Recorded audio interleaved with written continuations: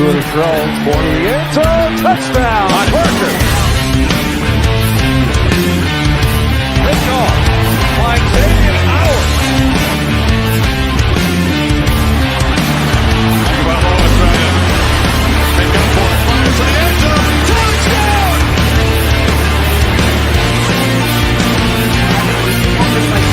That's hard work.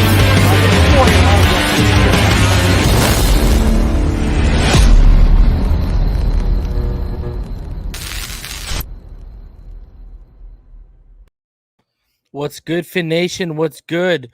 Guys, quick little program update. Eric Crocker will be here instead tomorrow night at 8 o'clock. Just something came up. It is what it is. Moving on with my life.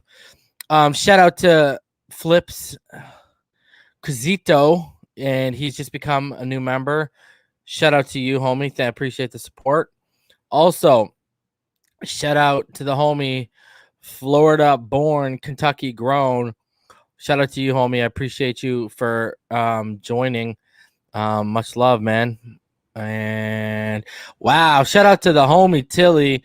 How you doing, girl? Appreciate you. And she's just become a new member. So, guys, we got a 9 emojis now available for y'all to use. Let her rip. Y'all already know what it is. Pyro, what's good, homie? What's good? How you doing tonight, bro? I'm doing just fine. Just got done eating my salad, and I just, I was just that's why I was waiting backstage. I said, I'm gonna finish my salad real quick. But I'm glad to be here, man. This man's healthy as an ox over here, huh?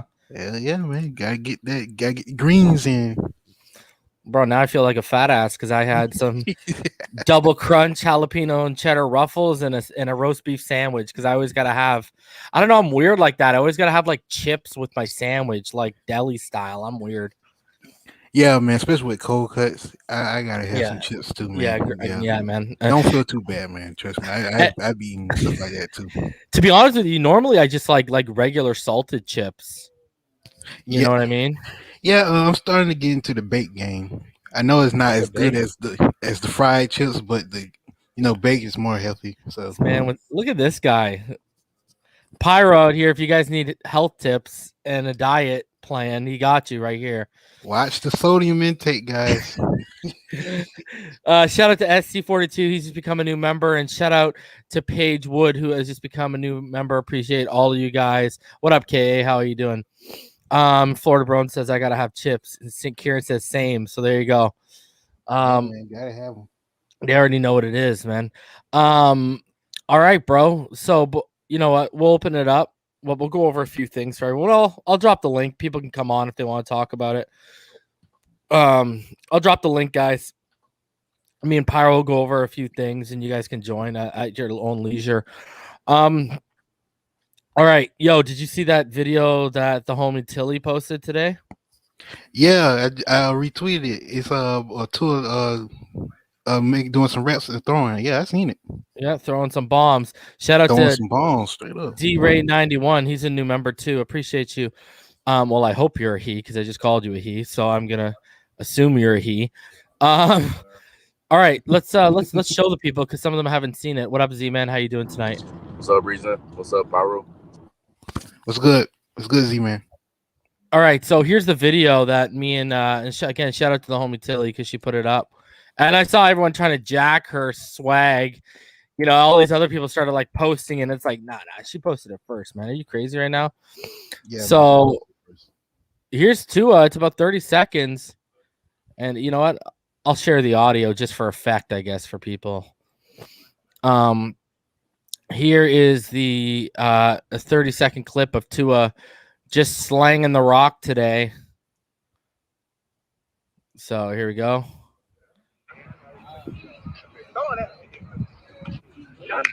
Here's the deep toss. On the money in stride, baby. Beautiful. That's my quarterback. But he can't throw a deep ball. Remember that. Only Herbert and Burrow can. Yeah, really. And Burrow was actually the worst this year with deep balls. Yeah, but People, facts and context is over people's heads nowadays. Yeah, agreed. Man, how nice is it to see him out there just tossing it? And he looks kind of rocked up. What's going on, Daryl? He does, man. What's What's going on, good, man? Reese? And thanks for having me on, man. Yeah, no worries. Let's keep it rolling of little things I want to go over too, just so people can get even more of a context of, he looks a little jacked right now. Pause. If you look, so he's been doing a lot of his workout at Perform, and they posted a whole little thing today about him. So there you see Tua. He's obviously adding the muscle up here now. Mm-hmm. You see him right there. Look at the arms. He's rocking it. Yeah. You see, there you go, dropping the ball. And there you go, getting rocked up. See what I like to see is here. Yeah, he's getting right, back to having like no neck. You know what I mean? Exactly. Back to Alabama about him. Yeah, he's getting back to that Bama shape, man. Bama shape. That man is rocked, baby. He's getting there. And in case everyone didn't see today, there was actually some transaction news. It looks like the Miami Dolphins are moving on from punter Matt Hawk, however you want to pronounce it. I guess he couldn't hack it. He does nice. Yeah. So the Dolphins are signing former Panthers punter Michael Pilardi to a 1-year deal. It's a homecoming for Pilardi, the former Fort Lauderdale prep standout. He's fully healthy and was one of the NFL's most productive punters over his 3 seasons in Carolina. So a new punter in town, baby. I'm glad because, like you said, during that I think the Raiders and the Bills game, how he was punting that ball. Was brutal. Yeah, man. He couldn't get past the 50. Bro, and that was the thing, right? One game, he would come out and he would while out and he would look so good. The next game he comes out and he just absolutely craps the bed, bro.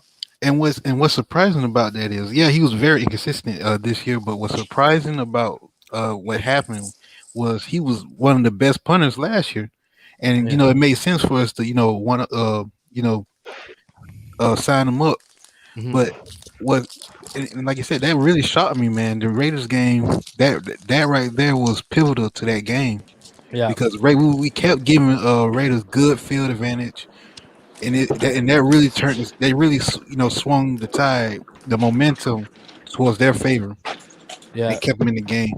And then we were giving up touchdowns on special teams too. Like our special teams was a disaster. Mm-hmm. Guys, there's a guy who hit free agency today officially, and I think the Dolphins should be calling him right now. And that gentleman is Malcolm Brown from the Saints. He's a perfect schematic fit. He played with the Patriots when Flores was there. He can be that zero tech. He's stout in the run game. He can be that 2-down guy, and you can flank him with Wilkins and, of course, Raekwon Davis. Malcolm Brown would be a perfect fit. So, name to watch, man. It makes sense. So, you know what? What's good about that is when you lock somebody up like that, you don't have to always have to give up draft capital or make sure that you get the LSU defense tackle. I'm sorry, I can't. I'm having a brain fart about his name. Yeah, Shelvin. So you don't have to worry about getting Shelvin. You can use those picks for something else, like a linebacker for depth or a running back or something like that. And he might be on the cheap. Mm-hmm. So, all right, and then the last little thing before we just jump all into it. Barry Jackson dropped his article today to the 6-pack, and he basically said that he talked about the center position. He said the Dolphins, they want to bring Ted Karras back, but they haven't discussed any financial numbers with him and appear content to wait until the start of free agency to discuss it. Meanwhile, the Dolphins have also been doing research on Patriots impending free agent David Andrews. Oh, my God. Like, the guy got hurt last year. Then the year before that, he had some health issue that made him miss the whole season. Why wouldn't we go for him, right? Oh, my God. That's not good. Yeah, like I said, man, if you're going to go all in on a guy like Linsley. Don't waste your time with these jabronis, man. And I think that they're scared to, give them the money. They're trying to go the cheap route on the offensive line, which you don't need to do. I mean, have you not seen the Tampa Bay just obliterate the Chiefs during the trenches, so you can't really go cheap in that area. It says the odds are probably against Miami retaining Ryan Fitzpatrick, but both sides will keep the door slightly ajar. Tyrod Taylor and Brian Hoyer, another Patriot guy, are linked to Miami. My God. Get over it, guys. Jesus. And then it says, interesting here, it talked about how obviously the Galladay stuff, but the Dolphins have interest in Galladay and are believed to have interest in Samuel. So Curtis Samuel, they are interested in. But yes to Samuel, no to Galladay. I'm sorry. And then to get Hoyer, oh my God, please. Why bother? Please. Yeah. You might as well just keep Fitzpatrick. What are you guys saying? Guy and turn him into a developmental guy. What And are you guys second. But what do you guys think is the odds that Ryan Fitzpatrick comes back? Because now that Cam Newton has resigned for 1 year with the Patriots, Fitz was rumored to actually go to the Patriots, but now it's not looking like that's a possibility anymore. What do you guys think is the odds? I don't think he's coming back. I think they want him out. Yeah. I'm starting to think he might not be back either. And on top of that, he's voiced on many occasions that although he has respect for the Miami Dolphins and although that he likes Tua, he still wants to play, but at the same time, at his age, you don't know how many opportunities at least he's going to have an opportunity to start for any other team. So I wish Fitz well. He seems like a good guy, but it might seem like his time with the Miami Dolphins is fuck him. That guy would, by suggesting Gaily and Robbie Brown coming with them, fuck Tua in his first year. Fuck him, bro. I said this before. This guy was only out for himself with that suggestion, man. All right, that guy was only looking out for his own ass. Okay, because I said it before and I'll say it again. Name a rookie quarterback Chan Gaily has ever developed. Nope. And before he goes, Flores went up to him and said, suggest an offensive coordinator that we can draft a quarterback with and he can develop. Bro, that guy was only looking. He might be a nice guy, but he was only looking out for himself, bro. Maybe. Fuck him. Yeah, maybe. But also you guys got to take into account too his reaction to being benched. Yeah, I cried like a baby. Yeah, that's telling right there. Let me tell you. Real quick. Sure. Just real quick. But it's just a quick thing I gotta say. I think that Flores, as soon as that came out, that reaction to both Chan Gaily and Fitzpatrick, I think Flores said, okay, we're moving on from these two. They're all out for themselves, like Reason said. Bro, Pyro, why do you think they didn't? Chan Gaily was not told directly by Flores and them. He found out through the media. Why do you think that is? Because they knew he's too emotionally invested on one player, bro. I agree. Yeah, and to add on to that, first things first, you guys made great points. And although I think Fitz seems like a nice guy, he took me by surprise with his reaction because it was just in the beginning of the season when he told everybody that he knew that he was a placeholder for Tua. But when the move happened, then it's like, oh, I thought this was my team, this, that, and the third. Now instead of getting focused on the next team that you got to face, now they got to answer questions about how you feel about the situation and if they thought that you were taken by surprise when in reality you knew what the deal was. So that I did not like, but at the end of the day, it is what it is now. The Dolphins thankfully moved on from Chan Gaily because I was not a fan of his, and I thought he purposefully sabotaged some stuff because his guy. Right, I want to keep it rolling through. I want to keep it rolling through this article, man. I don't need soliloquies while I'm in the middle of the article. I just want to get through this, and then we can get into all that stuff. Like I said when I started reading this, the Dolphins have made no attempt to retain free agent Julian Davenport. Thank God. The Dolphins have told people they're looking for at least a few free agents who can fill special teams roles. Actually, basically it suggests here they might not even re-sign EM's boy Mac Hollins or Kevon Frazier, and it suggests they might cut Clayton Fledglam, and they should cut him. Yep. And then it said basically Daniel Jeremiah said he wasn't a huge fan of New Dolphins offensive lineman Isaiah Wilson coming out of Georgia because he was real stiff. You know what? I've gone over here about Daniel Jeremiah and what I think about his draft takes. He's vastly overrated. He's not that good. So I don't care what he has to say about Isaiah Wilson. That's where we'll go there.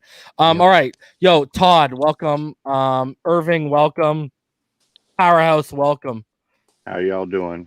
What's going on? Good, guys. Just here, bro. What's going on, Man. guys? And I don't know if you saw it today, but everyone was impressed with. It was all right to me. Like, he didn't blow me away, but everyone was impressed with Trey Lance's pro day today. And Benjamin Albright, who will be on the show on Wednesday, said that to move up to 3, it's gonna.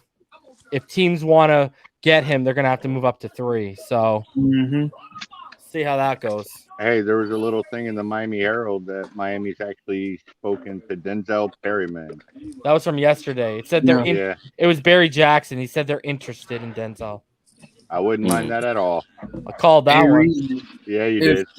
If Cincinnati wants to move to 3 to get Sewell and they offer next year's first, would you make that move? They don't have to move to 3. Ooh. Yeah, they can just sit tight and just they won't give you a first. Exactly. Y'all gotta realize, right? Okay, what's their faces? When the was it the Jets who traded up with Carolina to get Sam Darnold? Yeah. They moved from 3 to 2, right? Mm-hmm. They didn't give another first. They get like 3 seconds. Yeah, I don't know about 3 seconds. It was definitely. I think they were at 5. I think they give a first and a no. They went up 1 spot. Yeah, so it's probably like a second. Yeah, I think they gave their they swapped first. They gave a second and a third, if I believe correctly. Yeah. So from 5, you're not going to get an extra one. And I'll tell you right now, no one's giving 2 1s for a lineman. Exactly. Yeah, exactly. Yeah, they can just sit tight. I'm telling y'all right now, everyone's hoped that we're going to get 2 1s for someone to move up to 3. A, you're either going to need a bidding war, or B, you're going to need someone sitting at like 8, 9, 10. Mm-hmm. So, to move up a couple spots, you're not going to give a shout out to Ty Rhodes, new member. Yeah, you're not going to give up to move up 2 spots. You're not going to give up 2 because there's 4 quarterbacks that could go in the first. And I keep telling y'all, man, I know Ryan thinks we're going to be active. I don't know how active the top of the round is because, like I said, and he agreed with me yesterday, I could make the case that Tua, well, it's not even that much of a case, but that Tua is better than every other prospect other than Trevor Lawrence, and same thing with Herbert because of the arm, the athleticism, and the traits. He's more of an intriguing prospect, and last year no one moved up. Now, I know he said it's the first COVID thing, but here's the thing. All these people still had pro days, and we still had a combine. This year we don't even have a combine. Exactly. Yeah. So you think we're just going to stay at 3 and pick? No, I think they could trade back, but I think everyone hoping for 2 firsts and some seconds, you better brace yourself that there might not be a first involved if they're only a couple spots behind us. Yeah. And So if even there's with a bidding war. Go ahead, sorry. Florida born. So you don't even think the Panthers, I seen somewhere where I think they're going to get Deshaun Watson if he's available. Okay. I'm pretty dug in on that. And the reason why is they'll outbid anyone. Mm-hmm. Yeah, they are giving a nice. Say again?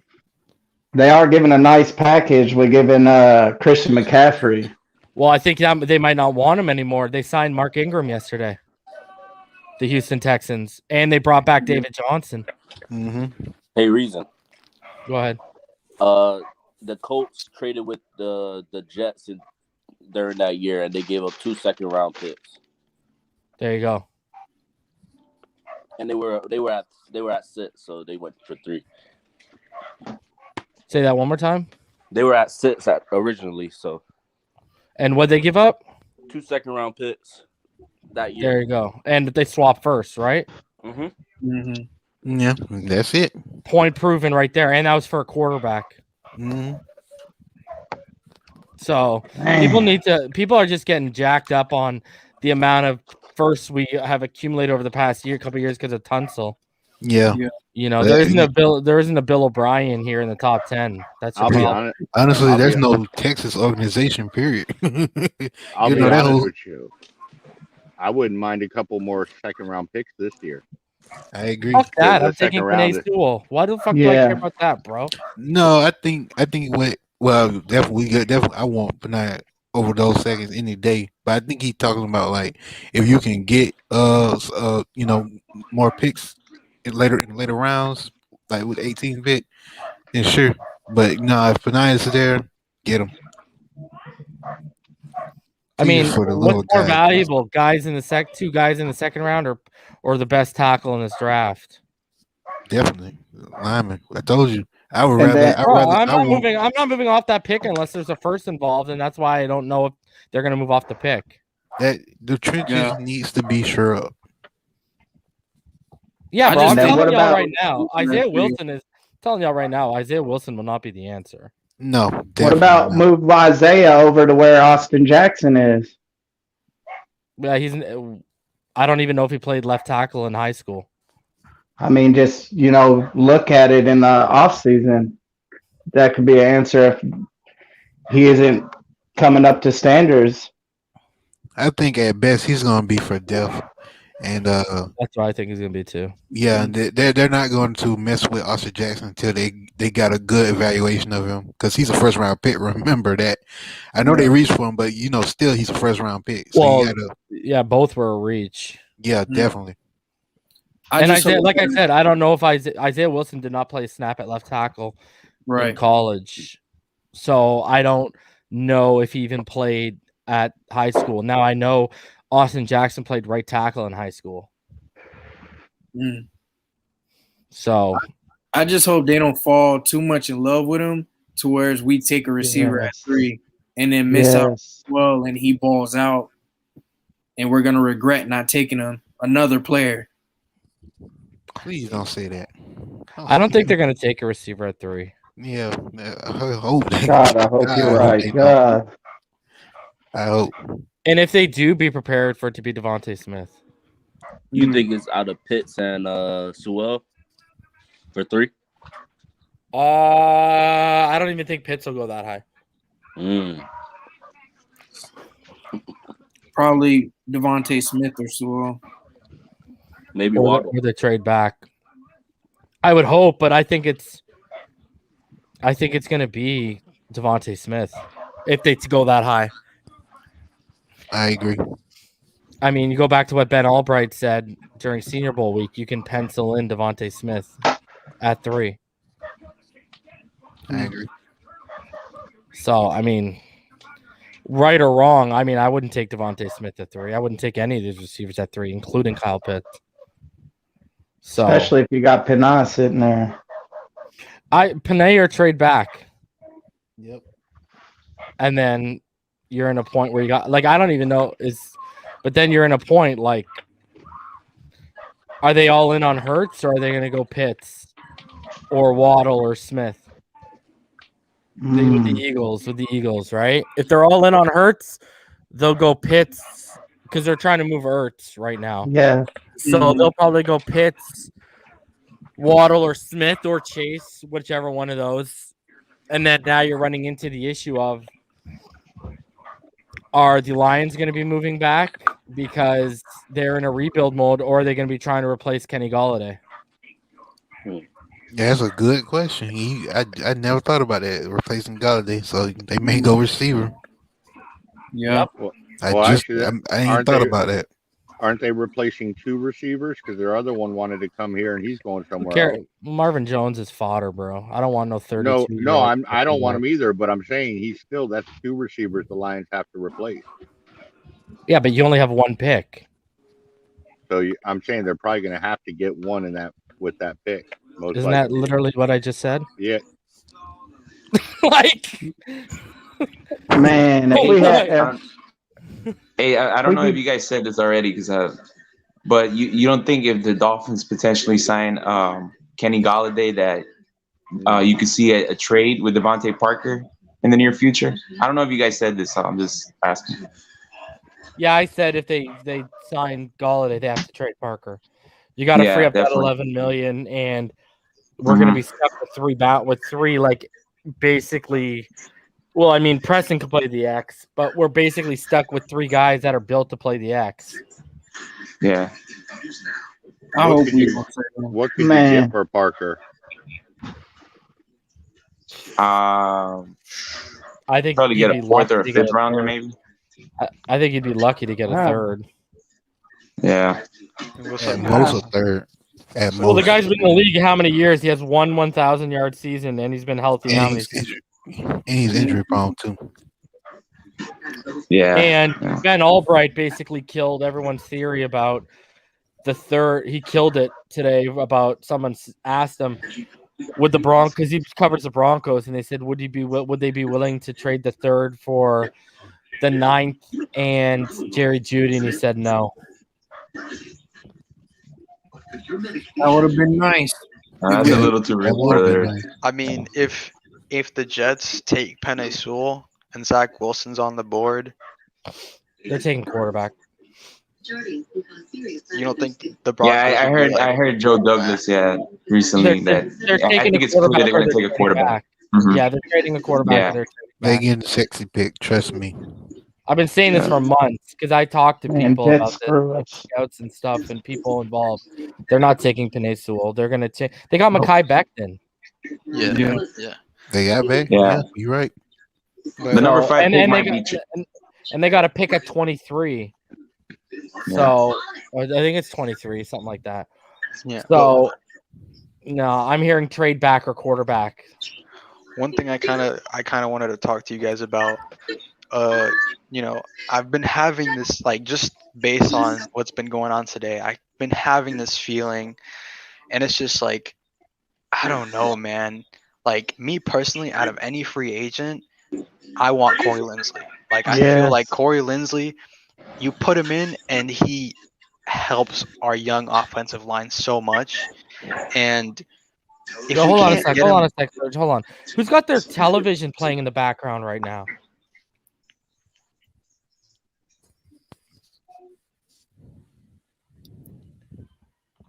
Who's got their television? Someone's got like their television or something playing in the background. Yeah, it's not me, bro. Yeah, Well, I know it's not you because it was playing before you joined. It's not me, but I was. It's not you, my Mark. bad. I'm gonna. I think it was early. I think he muted his mic. Yeah. We're good? Okay.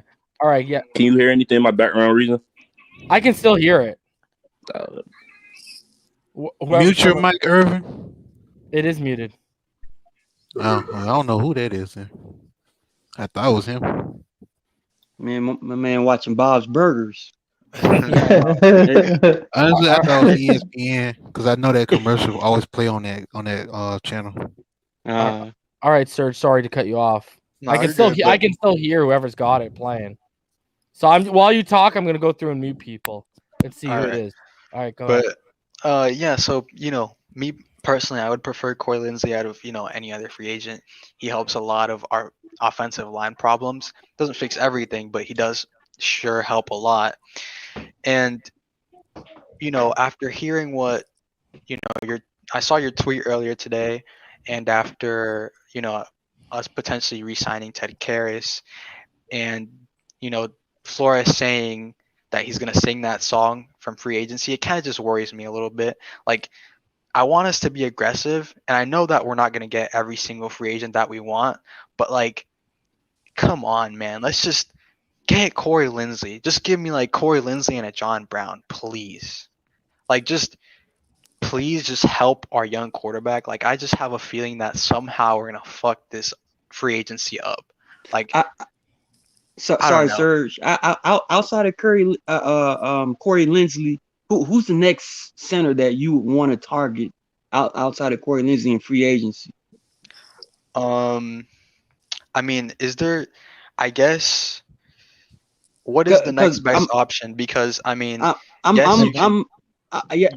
was thinking more so because Corey Linsley has been with Aaron Rodgers his entire career, and if Aaron Rodgers has any say so in retention of players, when it comes to center in particular, pretty much the quarterback of the offensive line, Aaron Rodgers knows his window of time, trying to win one more Super Bowl, it's shortening. So even with Aaron Rodgers missing a piece like that, he might say something to where he's going to force the Green Bay Packers' hand to try to retain Corey Linsley. So I'm just thinking in my mind, if that does happen, who's the next guy? Like that's a good point you make. And I mean, I'm thinking about like, just really, it's more of like, we just need a leader.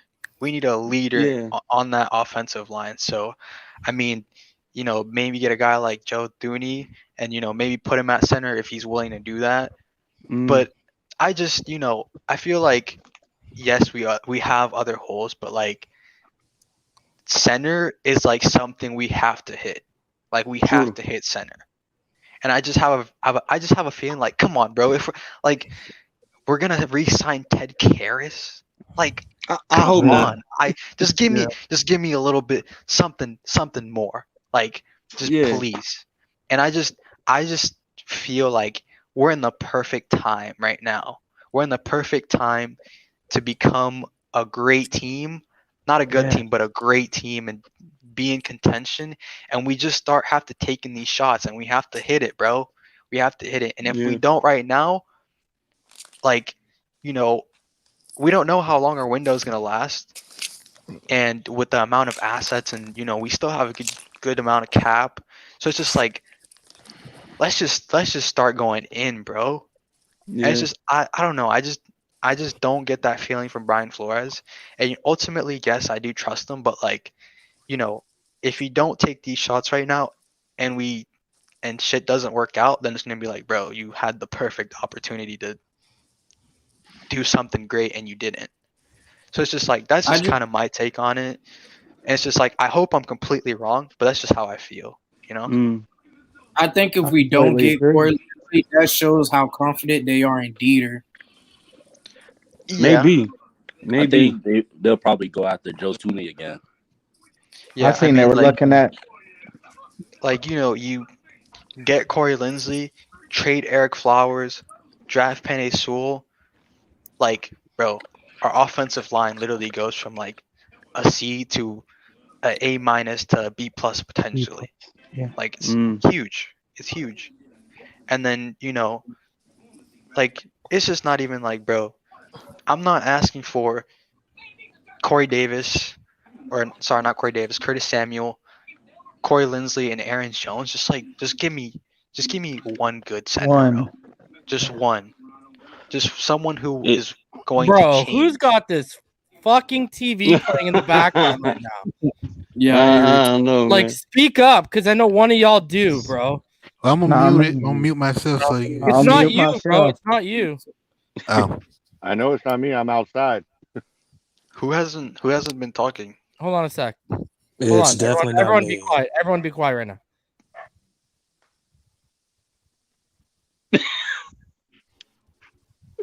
I think it's Florida born, Kentucky grown. I'm in a room all by myself. Yeah. I mean, I guess it's off now. I swear to God, it wasn't me. What? It's all good. You still hear it? Nah, it's gone. Oh, we all hear. Like, I heard like a kid at one point. Heard a dog. Yeah. There was a TV on earlier. Yeah, you could hear for it. Sure. Mm-hmm. But it's gone. It's gone. We checked ourselves, man. But I couldn't hear people. I couldn't fucking focus because all I'm hearing is his. I know a little bit. Anyway, sorry, continue. But yeah. With the Corey Linsley situation, if that's gonna be our number one target, let it be our number one target. However, you always have to have plan B, plan C. We have to have that in case certain things don't fall for us. And honestly, even if Corey Linsley decides to sign with Green Bay or another team outside of Miami, I'm still looking at the free agency market, who's available at center, because like you're saying, having a veteran presence at center will be key for pretty much this entire offensive line is just young bucks coming into year two. Not just a veteran and all pro, like. Well, yeah, right. Like, so the next guy in my head is like a Matt Skura from the Baltimore Ravens. Bro, he's not that good, bro. I'm just saying, as far as next up from Corey Linsley, I don't see any other. Bro, if I don't get Corey Linsley, I'm drafting one. I'm not taking Andrews or Skura. Okay, so Skura won't be like the the logical backup plan if we don't get Corey Linsley. It's like Corey Linsley or bust, and then we go to the draft. But honestly, if we can't get Corey Linsley, then I'm just gonna fall back on Dieter. Well, I mean, how many snaps has Dieter played? Almost all guard. No. Yeah, real but you know center. there are if what I'm thinking is Well, true. no, then, he played center in Wisconsin. yeah, but yes. Like and with the just Dolphins, like, were you referring to the Dolphins or just in general? Just in general, like. Oh yeah. Experience, like. So it's just like, I understand the fallback on Dieter, but it's just like, okay, we're adding more young talent to an already very young offensive line. It's just like he's kind of seasonal. I mean, I see what I you're don't know, man. Like this Well, is like Dieter. I know what you're talking about. You want experience. You want yes, that's what I experience want. there. I know what you're talking about. That's not what I want. That's what we need. I know, but we need someone to help our young. If you can't get the best, it's no there's a huge drop off. After Linsley. So you might as well just either fall back on Dieter or draft one in the draft. Yeah. Hey, Reason, before I get out of here, because I have to get ready to go to work in a sec. Mm-hmm. Are you at all curious of why you see all these other teams restructuring deals, or we haven't even cut really that many people or make room? Are you kind of curious at all why we haven't started that yet? That's me and EM and me and Ballgame have talked about this privately. It worries me that they're not spending. Yeah, that's my issue. That's like the same feeling I'm getting. That's why I was thinking about it today, and I'm just like, bro, we're not. And then you listen to what Flores said yesterday. Yeah, didn't sound like a guy who was spending. And my problem is like the names that have been coming out the past couple of days are like Lawrence Guy, David Andrews, Adam Butler, Dietrich Wise. Like these guys are going and wanting to pluck expatriates. Yeah, that's not the move. That's not the move. And and it's not like they're good. They're not good. And it's just like, same with like Kenny Galladay. Yes, Kenny Galladay is a very good wide receiver, but it's just like, bro, why? Like, that's not what we need. It's not what we need. You're just getting another Parker. Exactly. Actually, a slower version of Parker because Galladay, from what I read, ran a 4.5 at the combine. But he can still move though. He can still move. That's what Parker ran too. He ran a 4.5. Yeah, but with Galladay, I think he can create separation more than Parker. I give him that. Agreed. But yeah. Well, they average the same 1.7 yards per separation per route this year. Okay, well there goes that. So he's basically Parker. Yeah. I would say a Parker that can stay healthy. Taking on more money at that. A Parker who can stay healthy. That's actually he missed games this year because of injury. He got shut down. Yeah. He had a grade 2 hamstring injury, and then they shut him down at one point. Well, he's Parker then. Me personally, in terms of free agency, I feel like we have to start lowering our expectations because I really don't feel like we're gonna be like.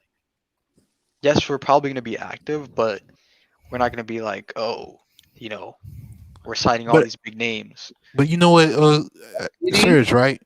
Yes, sir. So I think, but honestly, I think our expectations was lower. It's not like it's not like we all came in thinking we were gonna spend a lot, in the free agency. We knew we were gonna, be selective here and there, and then obviously build in the draft. But what my problem is, what the activity that we're doing, and plus the what Flores said came out and said, it's just like my expectations was low. Now it's even low at this point. I'm at the point that I'm disappointed. Yeah, same. Like, I mean, I was at least expecting nothing has happened yet, and things could obviously change. But it's just like I'm at the point where I was expecting I'm expecting at least one, if not two, big names. Like if you don't get a Corey Linsley, then maybe you get a Joe Thuney. If you don't get a Curtis Samuel, maybe you get Will Fuller or something like that. Yeah, but you gotta have Aaron Jones up here, because if we're gonna be running we're gonna be a screen heavy RPO offense, you need that running back.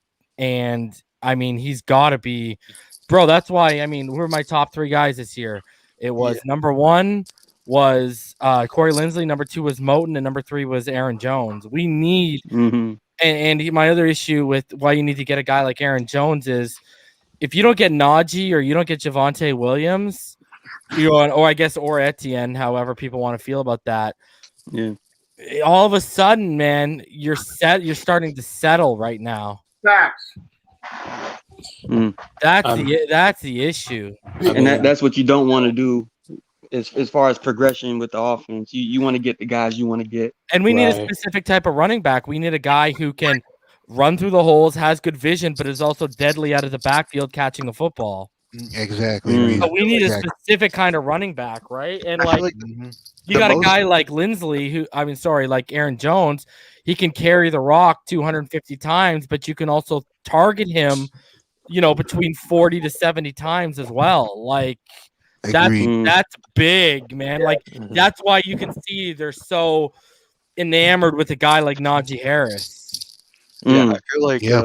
But Reason, if you had to choose, who would you rather overpay for, Linsley or Jones? Linsley. That's what I want. Definitely Linsley. Come on.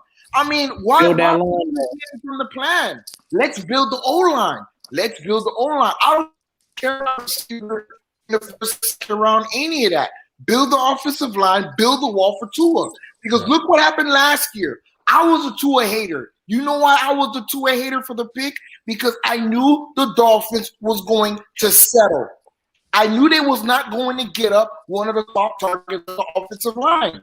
If we would have handled this last year, we'd be in a whole better position today. Build the offensive line.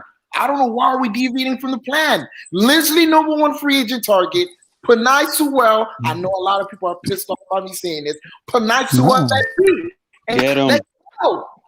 Well, yeah. You're 100% hitting the nail on the head. But the thing is he going to be available? Perfect scenario, we get.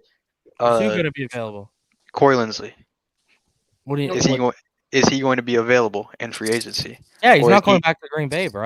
Or is he? He's in free agency. I think he's talking about, can we get him? Yeah, because it all depends on what they want to spend. To me, it already looks like they're setting up, and this is my fucking issue here. It already looks like they're setting up to be bargain bin buyers, bro. That's my thing. That's what I'm trying to say, man. Exactly. Like, I don't think we're gonna get in a fucking bidding war with other teams. Yo, do what you got to do. Restructure Byron Jones's contract. It's more guaranteed money, and he gets more guaranteed money right away. Restructure his contract. That frees up about $9.75 million. Cut Grant, because that's about another 3.6. Then go get rid of Hearns. Go, you know what? If you want to get rid of Wilson, knock yourself out and go get rid of Clayton Fledgulum. And you're going to have another, I did the math yesterday, right? For everyone. Between just Fledgulum, Hearns, Wilson, and Byron Jones, you'll open up around another $17 million. You add on Jakeem Grant, we're sitting at about $21 million now. So you go from $34.5 million to now you're at $55.5 million. Now you can actually spend. Exactly. And what I hate about that, 2 reasons, like you're dragging your feet at one of the most important positions in football. The trenches. Why? We've seen this. I'm tired of seeing the offensive line getting pushed around year after year, time after time, game after game. I'm sick of it. You know what I'm saying? And we haven't had an elite player at that position since Pouncey. And second of all, here's the other issue. If they're going, let's say they're going to go with Isaiah Wilson. God bless them if they think he's the answer at right tackle. But let's say they think they're going to go with him and they're going to kick Hunton, and you're going to have Kinley on the other side because we all know Flowers is trash. And then you're going to have they need to move that contract because that's another $10.5 million. But anyways, I digress. And then you got Jackson on left tackle, bro. Corey Linsley becomes even more of a necessity because of all the youth that's there. Exactly. He needs a veteran presence in the middle that'll have Hunt next to him, that'll have Kinley next to him, and will help them become better communicators, passing off combo blocks, picking up. Bro, these guys can't pick up a stunt or a looper for the hell of them. Exactly. Bro, Linsley will fix that. Stunts was a horror show last year. You're right. Oh my God, it was disgusting to watch these guys. Bro, Robert Hunt, dude, he's not, first of all, y'all know how I feel. He's not a tackle. Second of all, that guy was a disaster when he had to pick up a stunt, bro. Yeah. And him and Jackson. Jackson struggled too. But at least Jackson looked better with Kinley next to him. Like that's True. what I'm sitting here saying. True. Look check this out. Jesse Davis's best reps, other than that, like the 1.5 game at left tackle, were when Kinley was next to him. This is why Kinley, I told y'all, was my rookie of the year or whatever on the offense. And then go look at Jackson. Jackson was a totally different player in the run game when Kinley was lined up next to him. So, Kinley's legitimately out here making guys around him better. Right. Exactly. Right. And so you put Flowers in there. Now, if you can get a vet, Flowers is. If you can, I mean, bro, 3 or 4 times Flowers, he was blocking his man right into Austin Jackson's hip, and Austin Jackson was releasing his block because of it. Like, it was a disaster, bro. And so, listen, if you already got one guy like Kinley who makes other people around him better, what do you think the effect Linsley's going to have? It's Exactly. If you're kicking Hunt inside, which you should be, he played some guard at Louisiana Lafayette too. You don't think that transition is going to be a whole hell of a lot easier with a guy like Linsley next to him? Bro, Because I already know what's going to happen. Even if you draft a Penei Sewell, my point still stands because it's still a rookie. And Isaiah Wilson, he only played 3 snaps all year. You're basically going to be getting the rookie learning curve, even though he's in year 2. So, we need some veteran. And, my issue with Mark Andrews is he was hurt this year. And then last year, the year before, he had that health issue pop up where he missed the whole season. So what? Now, just because you're familiar with them in New England, we're going to go get, your damaged goods? Come on. Screw that. Best, bro. Screw that, man. He's not even the best center on the team. Bro, He's not even getting the best. I don't know who said it earlier, but Tooney has reps at center and left tackle. I know he's a left guard. I'd rather get Tooney, bro. Exactly. Why not get the best? If you want to poach off the Patriots roster, well, get the best center on the Patriots. Yep. You're settling. That's why I hate. Here's my thing: if you're gonna bargain buy, listen. Basically, it's the same thing with you are what you eat. Right? Like, what do you think? You're going to bargain buy and all of a sudden put together a top 5 O-line and you're going to blow up the world, bro? Thank you. The freaking. And I heard Andrews wants money. Like, I heard he's not even going to be coming on the cheap. That's why I tweeted out today, if they're going to be going for him, I'm going to be bitter if they don't go in on Linsley because, if Andrews is going to cost you $8-9 million, why not spend the extra $3-4 million and get Corey Linsley is the only all-pro at any position in free agency this year in terms of all-pros last year. So what are you doing? Like, come on, man. And listen, illegal tampering starts on Monday. I don't know what game these guys are playing. Even if you want to keep that jabroni Jakeem Grant, you got to get rid of Hearn.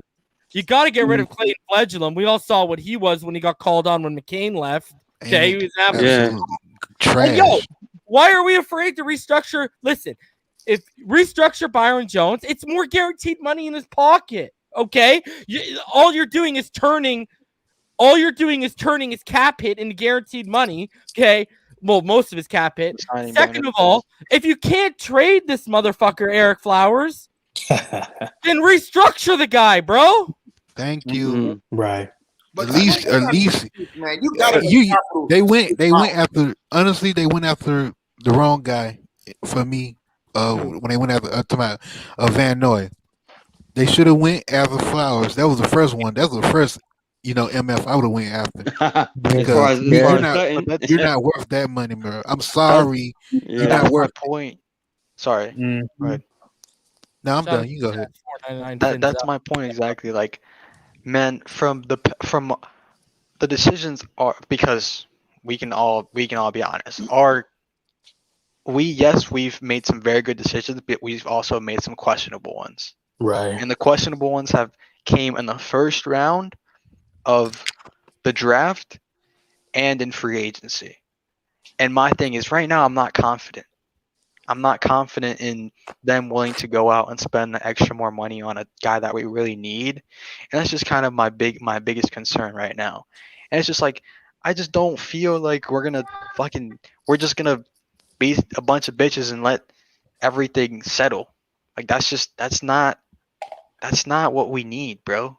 We need Yeah, to be aggressive. my hope as a fan is that they're really doing their homework because, as you just mentioned, there have been some questionable decisions, and sometimes the questionable decisions can determine how far you're going with in your season, and it's kind of hard to determine what direction they want to go in. Maybe it's because both Greer and Flores, they don't like to show their hand whenever they're speaking to the media about the state of the team, but I'm the same True. way. You know, I really, really hope that they're paying attention out there and not going after guys to the point where the roster becomes the Miami Patriots, you know? Yeah. Yeah. Kind of just, I want to ask Hold you on, guys. hold Can you on, hear me, hold on. bro? Yeah, what's going on, TD? What's up, buddy? TD. Man, I've been What's up, sitting. TD? What's up, everybody? I've been sitting here listening, reason. You make a phenomenal point because going the route of Tua Tagovailoa, I feel like we got a 2-year window to really do something special, like right away. But I don't see how that's like possible to where people think if we don't restructure a few deals to get the money to go in right now with the salary cap being lower, even though people are going to get some good money, you're getting deals due to what the salary cap is this year. Once the salary cap goes up to normal, deal season is over. You got to get as much money as you can right now and be a huge player and lock down some of these guys for 3 years and 4 years right before the cap, and then you'll actually have some cap for the future. Yeah. Because my thing is, everyone says, yeah, you also have the draft picks, but don't forget, they also have to develop. Mm-hmm. You know, and that's why I'm personally on this 2-year window where if Tua turns out to be special, then why can't he give us what Mahomes gave them? Why can't he give us, those deep runs because you got an excellent team around him? Mm-hmm. So I this is a delicate moment for Miami, and I think that Flores scared me when he said you can't always get what you want. Exactly. Because with 33 million sitting about 11 million aside for draft picks, ending up with 21 million, we're gonna get outbid with almost everybody. Yeah. Almost everybody. Let me ask you on this, free TD. agency. Let me ask you this, We need TD. another 20 mil. Do you think he was warning all of us? Because I think I'm going somewhere with this. Do you think he was warning all of us when he mentioned players pricing themselves out, specifically about Aaron Jones? Well, I'm only going to say yes because of the reports of how much Aaron Jones wants versus Connor. See, that's what upsets me too. I feel like we should have enough money to go get some help on the O-line, not in the draft, but in free agency, even though we still could take Sewell at 3. But the running back position is something I think that we've hit a point where they're not going to play around. They're not going to play around. And I honestly think they want to go after who they want to in free agency. But you're right. We just might get outbid with the Aaron Jones situation. Now, Miami has a number, and that number isn't going to be a baby number. They're actually going to probably be willing to spend on Aaron Jones. The problem is the team that comes up with 1 or 2 million more, now we're relying on Aaron Jones to say, I actually want to be in Miami instead. You can't guarantee on that. They're not going. They're going to push the envelope a little bit on Aaron Jones, but they're not going to go crazy. He alluded to it in his press conference. We on our board, we're restructuring the order. They basically know how much they're willing to spend on every player. That's why he was setting the expectation.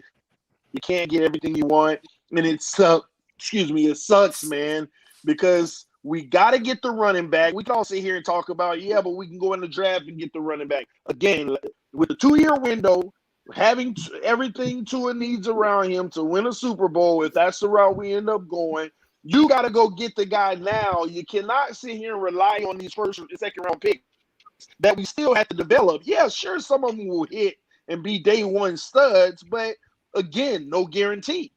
So we're in a tough situation. It's actually tougher than we thought coming into the season. Yeah. What are your thoughts on James Conner? Because basically, where I'm coming from, it just reeks of Jordan Howard all over again. That guy's as Reason would say, a jabroni.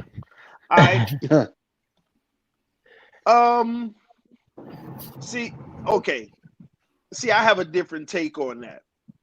I don't want to judge Howard nor Conner, and here's why: because it's not like we gave Howard the lanes, the old line. And could he have done more with what he had? Maybe. I just think that Gaskins and Ahmed, they slipped through some of the tightest holes you could slip through. And their size really allowed that, in my opinion. But that's why even going all the way back from Drake, Balaj, Howard, like all of these guys, I just felt some type of way where I didn't want to judge them for the simple fact it's not like we put an environment around them to be successful. So I kind of hold my judgment in that regard. I'm not opposed to them, but I'll say this, and I'll end it. If you're going to go get Conner, you better be getting ready to invest in the best. Like, literally, you need to go add 2 big-time offensive linemen. Yes. Now, Penei Sewell can be one of them, and then you go in free agency and get the other. But you better be ready to invest big time in 2 offensive linemen so we can feel like we know that there are going to be lanes where there's no excuse. Yeah. So that's my take on it. I'm not gonna knock Conner. I just don't know depending on the situation. I'm the only one that like James Conner on here, TD. By the way, it's only me, man. Well, my whole issue is the only year he has 200 plus carries, he didn't even break 1,000 yards. I know. Yeah, it's. And he's got a fumble. He's got a legit fumbleitis problem too. Yep. Seen a lot of that. I'm not sold on him, but at the same token, I just don't know, man. I've seen a lot of backs look bad in one situation, look great in others, just depending on the situation. In Miami, we're infamous for it for the last few years. There's only been one back that can actually maneuver, a big body back that can maneuver. And unless, we're getting a Frank Gore that's in his prime, I don't know. TD, can I ask you a question real quick? That's on Reason. Yeah, bro, go ahead, ask him, bro. Like, and anybody can answer this, but like, how do you feel so far with the reports and everything that's come out in terms of like if we're gonna be aggressive or not in free agency?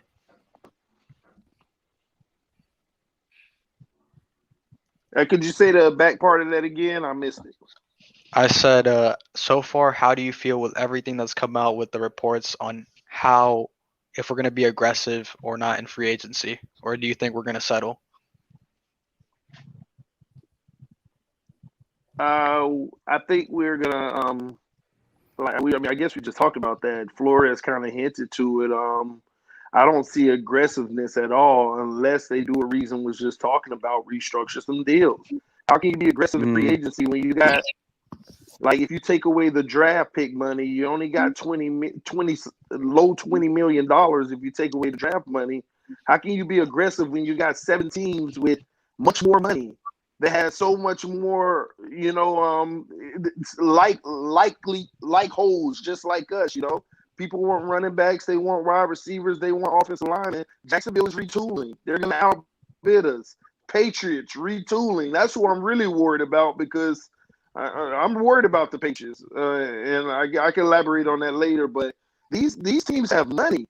And it's not a matter of whether we want to be aggressive or not. It's whether we can. Yeah. And they're going to be snatching up some of these top names that we want. I like Tooney, but will he be available for the Miami Dolphins? Yeah. And the Jets have a ton of cap. Have a ton of cap too. Yeah. Right. Yeah, they do. And the number 2 overall pick. So and they have capital. Yeah, they worry me. I don't know, man. Do you really see them all of a sudden in the next? Okay, we're on Friday night.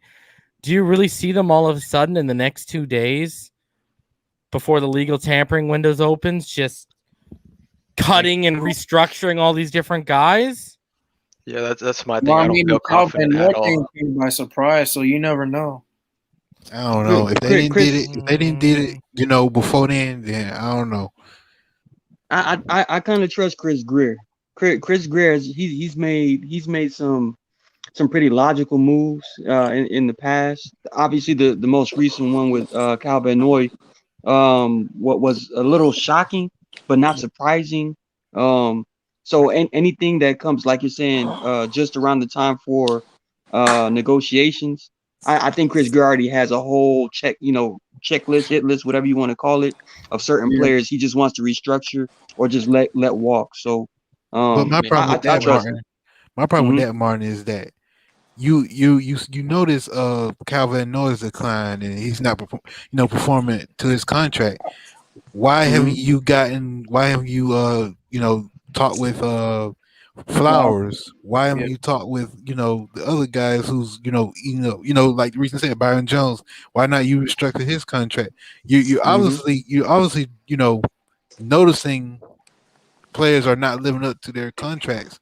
So why you're not trying to talk with them and restructure these contracts so you can do more in free agency to improve your team? Well, I'll say Byron's lived up to his contract. The problem is, everyone's afraid of the word restructure. All we're doing is guaranteeing you more of your money as a signing bonus. That's all we're freaking doing. When I brought up Byron, I'm not saying he didn't underperform. I'm more like you do to get the players to improve your team. Like you said, reason to get more cap so you can play around with. Why you're not doing that with anybody else? You clearly seen that Kyle Van Noy. You obviously try to keep him by asking him to restructure and stuff. So why you're not doing that with other players? But here's the thing, Pyro. If they already did it with Van Noy, who's to say they haven't tried already with some of these guys and they've said no? Yeah. Because the problem with Flowers is you can't turn around and cut him. Yeah, because he has like an $11 million cap hit this year. Yeah. And I haven't looked at Byron's, but I can only imagine that it's a huge cap hit. But they should have known better when they went after Eric Flowers, in my opinion. Because I don't mean to cut anybody off. No, go ahead. But in my opinion, the Dolphins should have known better when they went after Eric Flowers. I mean, another friend of mine who assesses the game of football, when word dropped that they were going to bring Flowers on, I mean, one of the things that he told me, I was crapping on that on TD's channel when they signed him, bro. Right, because Flowers, in my opinion, just is not that strong of a guy, in my opinion. See, here's my issue. You know what I don't like? What I've seen from this regime over the last, I saw it last year. Reactionary moves. All right. Right. Eric Flowers was a reactionary move to Tooney getting tagged because, not even an hour. First of all, everyone knew we were trying to strike something. Then he got tagged. That messed us. Okay. All of a sudden, like an hour or two later, we sign Eric Flowers. Reactionary move. These guys are trying to move up for Wirfs, don't get it done, and they take Austin Jackson at 18. Reactionary move, bro. Good point. Knee-jerk moves, because here's my issue. If you're going O-line, strictly O-line at 18, Cesar Ruiz was the best player available. Let's not kid ourselves. Why aren't you taking BPA instead of making reactionary moves? That's my issue, bro. Right. Playing checkers instead of chess. No. Didn't we sign Ted Karras to free agency? They probably had faith in him. I don't know. What does Ted Karras have to do with what I just said? Knee jerk. Because he signed the Patriots. Yeah, but no, I'm talking about what? Say again? What? Because we signed our. Hold on, let him talk, Martin. I can't hear what Powerhouse is saying. What'd you say? No, I was saying because we signed our center. So going after but no. Yeah, but that's not my point here. My point is they miss out on Tooney. They turn around and sign Eric Flowers. They miss out on Wirfs. They turn around and draft Austin Jackson and reach. Yeah. Don't forget one more reason. And to this day, we're gonna still kill him about it. At 30, Winfield, and they took Noah. That was just I don't know if that was reactionary as much as a bad decision. Right. Look, when pick 30 came up, I was with everybody else. I was like, okay, Antoine Winfield. Antoine or a running back. And that's my thing. Right. And what did they do? Yeah. They're so high on J.K. Dobbins, and these motherfuckers sit around and expect him to fall in their lap at 56. No way. Like, Noah would have fell in there. What are you doing? And yeah, we got Raekwon, my boy, all right, who I was pushing for heavy, if everyone remembers on TD Fins Talk. And then, you know, I even called the pick that he was going to get picked at on the beginning of the day 2 stream.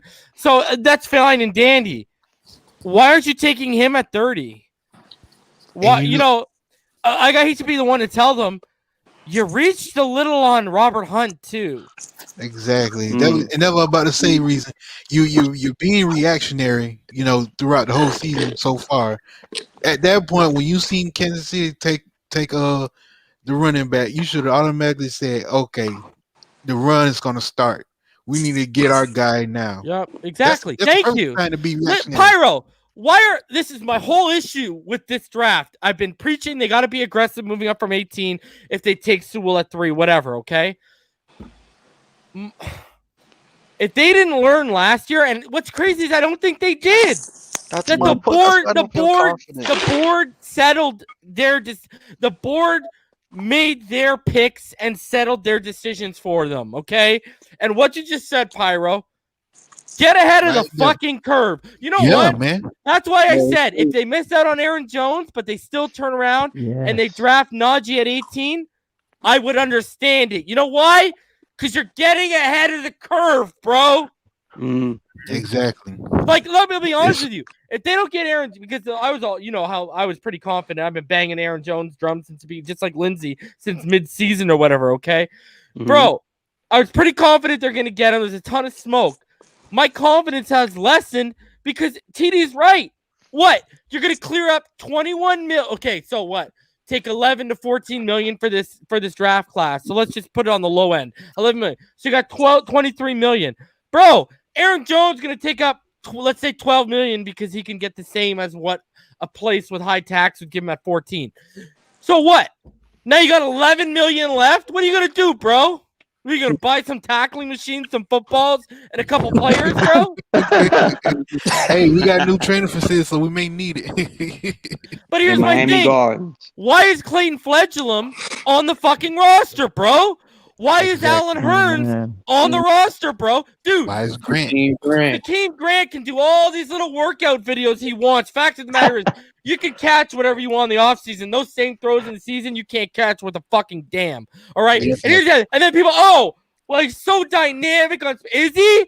How many times on my live reaction was I cringing at this guy on a kick return or a punt return, bro? Exactly. Always going backwards. He always goes backwards and then he'll go forwards instead of just going straight forward. Listen, what good is 4.3 speed if you've got bricks for hands and you're a fucking pylon, bro? Tell me. You're a pylon that runs a 4.3 40. Bravo, bro. It goes back. Bro, it's the same thing I said with that motherfucker Kalen Balash, and I ended up being right. I was the only person. What do you want? Twitter, Facebook? Where do you want to go? I was the only person that called Gaskin taking his ass out of here. I ended up being right. And what did I say about that motherfucker? And I'll use it with Jakeem Grant. Okay? I want football players that are athletes. I don't want athletes trying to be football players, bro. Right. Say that again. Agreed. And that's exactly what this guy is, bro. You can go do your 30 reps. You can take your shirt off, look jacked, even though you're 5'6", you're like a fucking Oompa Loompa. And you can run. You can go run your little. You can go run your little drills. But what good is that, bro? That doesn't do anything for me when the whistle starts, man. Yeah, exactly. You bobbling on a freaking flat route. You're bobbling of a slant. My bad. A slant. What, for 4 yards? You bobbled that, and then you wait. And we didn't get the first down. Dude, the separation he created with that defender was way, I think, like 2 yards from him, and then the defender's like, damn, I guess I can just tackle this fool. Yeah, I'm not. He bobbled it. Can I ask you guys a I question? feel the same way, but every time Jakeem Grant gets the ball in his hands, my blood pressure rises because he we should have he has some terrible decisions. Honestly, Serge, we should have cut it. We should have cut his ass when he dropped that 50-yard bomb. That's what he should. Right, as soon as he dropped it, I would have been done. Can I ask you guys a question? Can I say something? Go ahead, sorry. Yeah, hold on. Go ahead, Damien. Yo, Z-Man, I'm going to bring you back because TD's trying to join. I'll bring you back, bro. All right, TD, I'm dropping the link in the chat. Go ahead, Damien. Yo, fans up, first of all, everybody. Great show as always. Fans up, Dame. What's up? With this, what's up, Pyro? With this free agent situation and the draft, first I want to talk about the free agent situation, and Reason hit the nail on this one. And Pyro and TD. We find ourselves playing second fiddle because of lack of aggression. We missed on Tooney, so we panicked and signed Flowers. We whiffed at running back twice. We whiffed at running back, and as far as in the draft, we whiffed with Austin Jackson because we wasn't aggressive enough to go get Tristan Wirfs, and it came back to haunt us because we played around with the Cesar Ruiz pick because that's what we were going to draft right there when we were at the position at 24. That's why we ended up trading back with Green Bay because we whiffed on that, and New Orleans was aggressive and took them when they were time to pick. But we should have took best player available then, and that would have cleared up a lot of issues we would have had this year. Because, like, we could have did what Kansas City did later on in the draft and get a Lucas Niang. Yeah, he set up, but guess what? He's the replacement this year. So, like, we missed on that. Also, we in free agency this year, if I'm not mistaken, with our cap room situation, we have about 20-some million that we can pretty much invest in free agency.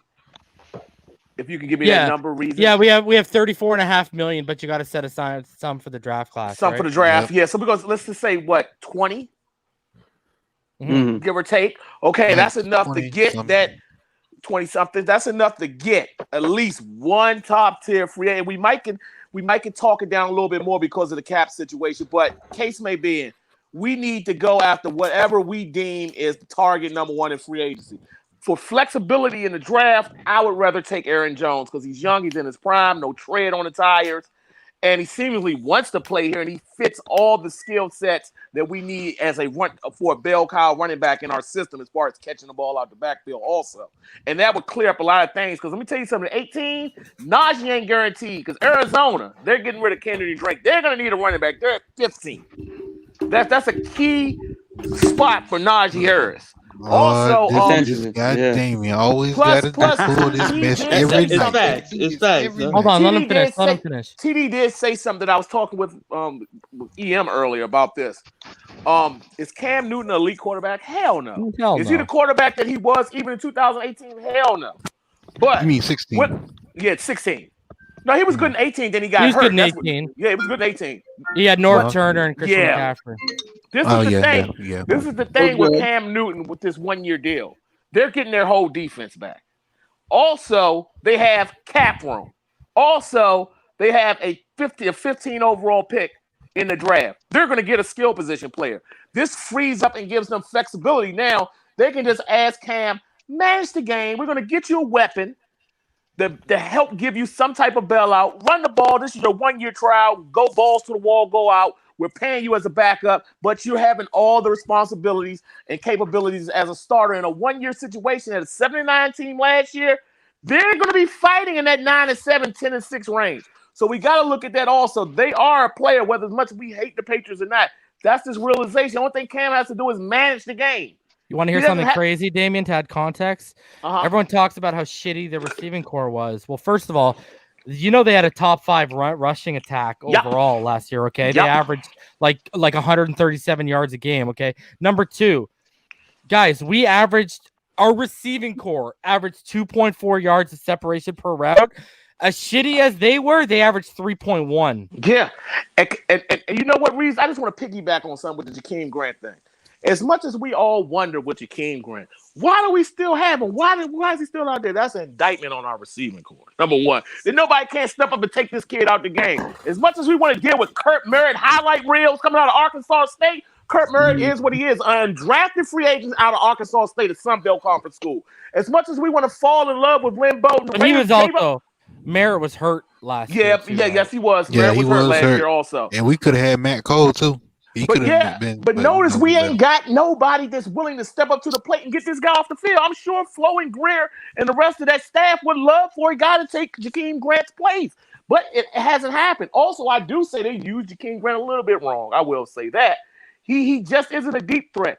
He's the type of receiver bubble screen. Get him on the stage. Let him use that speed. Bro, the guy was getting open on crosser routes and dropping the ball. Yeah, that is true. That is true. I mean, you just got to figure out a way. I mean, and we should. I know a deal way. with this. I know a way. I'll pay for the Uber that takes you to the airport. That's the way. He should be out of there. He should be out of there. You know what? Hold on a sec. Here's the thing. This is why I got to push back on you with this about Jakeem. First of all, you got 34.5. I've given you names, literally names, to create about another 20 million, okay, to sit at 54 million, all right?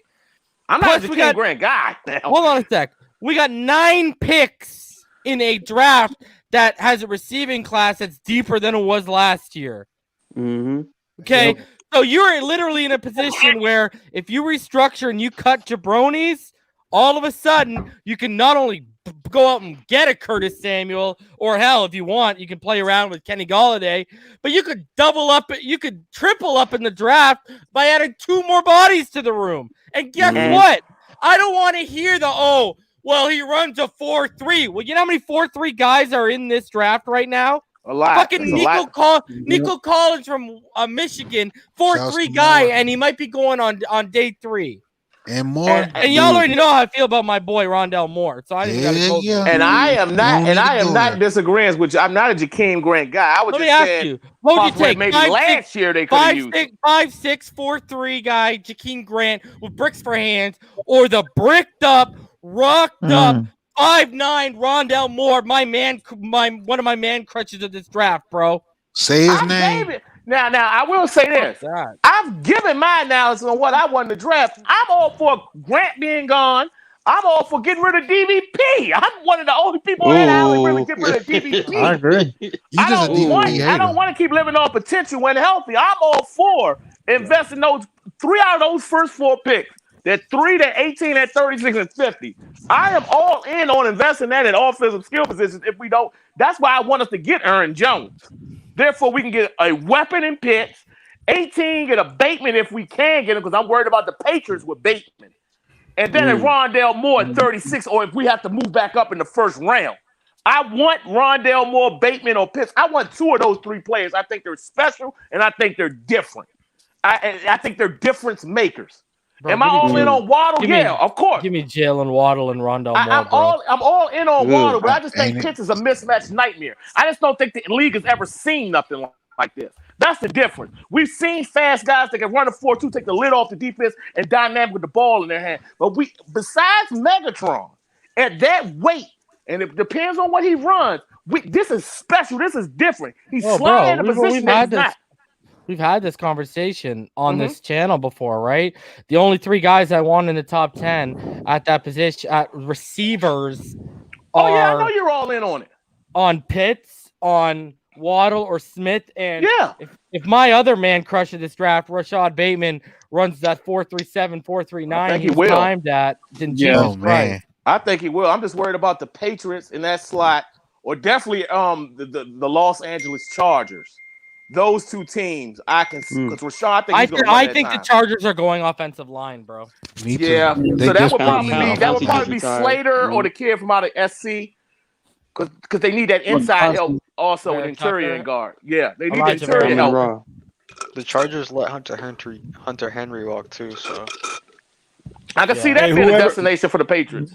Hey, whoever that was talking about potentially getting rid of Parker, man, I've been saying this too. I'm ready to go ahead and get these young kids and go ahead and get a free agency, because I've been one of the people who said that this ain't even a knock on Parker, honestly. But at this point, man, I don't see the issue when you got a fresh new quarterback retooling with a fresh new receiving core. It's not like it's a chemistry love lost since Tua's new anyway. But here's the deal. Is a Devontae Parker worth $5 million? That's what you would really have to ask yourself. Well, no, $4 million, because he comes with $8.1 million in dead cap. So they wouldn't release him, but they would potentially trade him if that's the case. But one thing I wanted to say real quick, Reason, and I wanted to get your thoughts about this, because you know what might be a good tell in this offseason? If they actually are aggressive in free agency, that just means there might be an even further sign that they're going to trade out of the number 3 spot.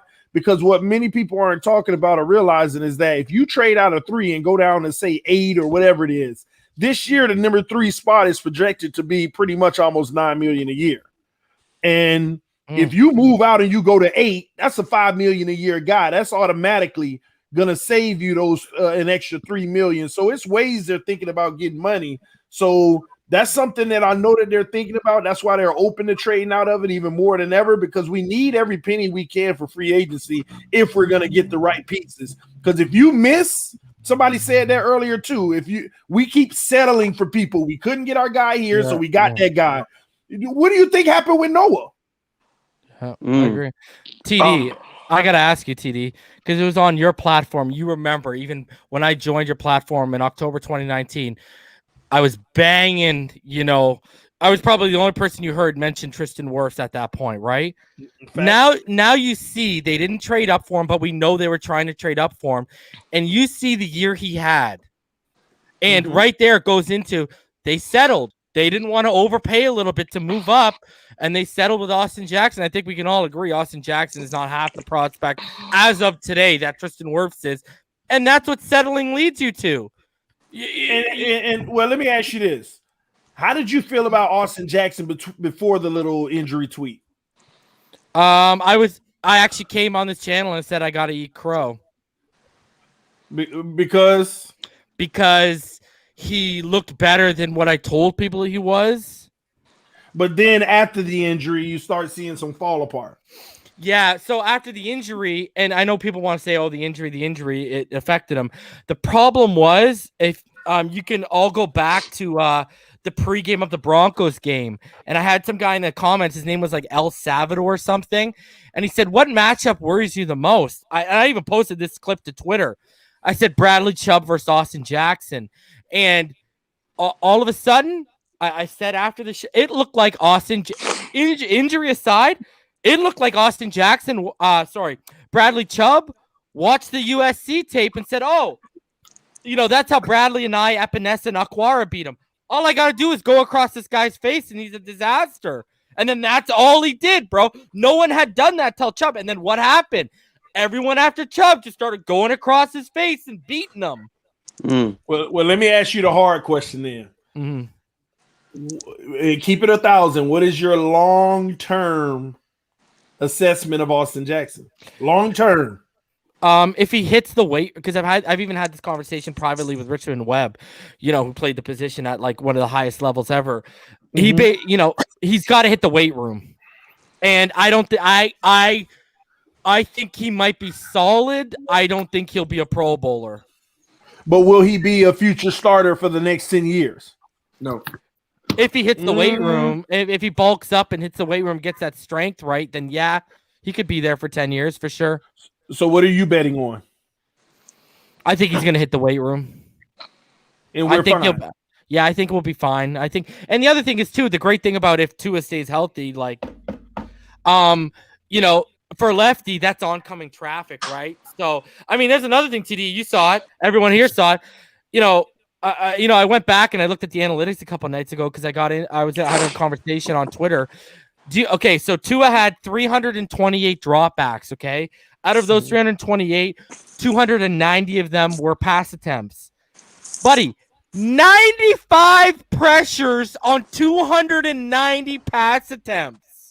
Wow. That whole line allowed 187 pressures all year.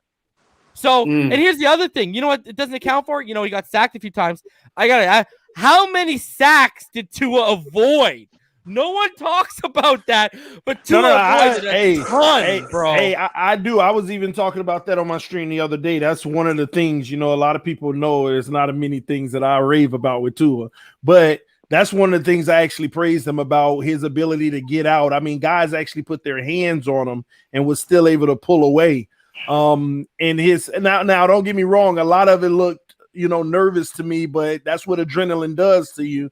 And that's a strength of his that as he gets better, I want to make sure he doesn't lose that, though, because sometimes when they get comfortable in the pocket and they start getting better and they ripping those throws, they lose that ability. And that's what's going to make the difference for him actually becoming a great quarterback, is not losing that just because you see more production in the pocket. He got to still be able to exercise that trait about him.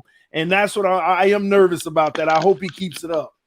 Yeah, you know what I didn't like too? I started seeing like, and I broke it down when we did the all 22. I started seeing a bad habit that scared me too is, well, he had two. If you noticed when he would get to the top of his drop, he would do this little like, he never did it at Bama, but he would do this little like hop step. And I don't know whether that was he was favoring his hip at one point, but then the other thing I didn't like, and I think it was, a rookie dealing with shoddy protection. You remember I used to rave about his footwork and how he'd climb a pocket. Buddy, all of a sudden by the end of the season, he was just, instead of climbing, if he felt the pressure, he'd bail. He would turn into bailing, and I don't want to see that, man. It was number 2. It wasn't a mechanic issue or anything like that.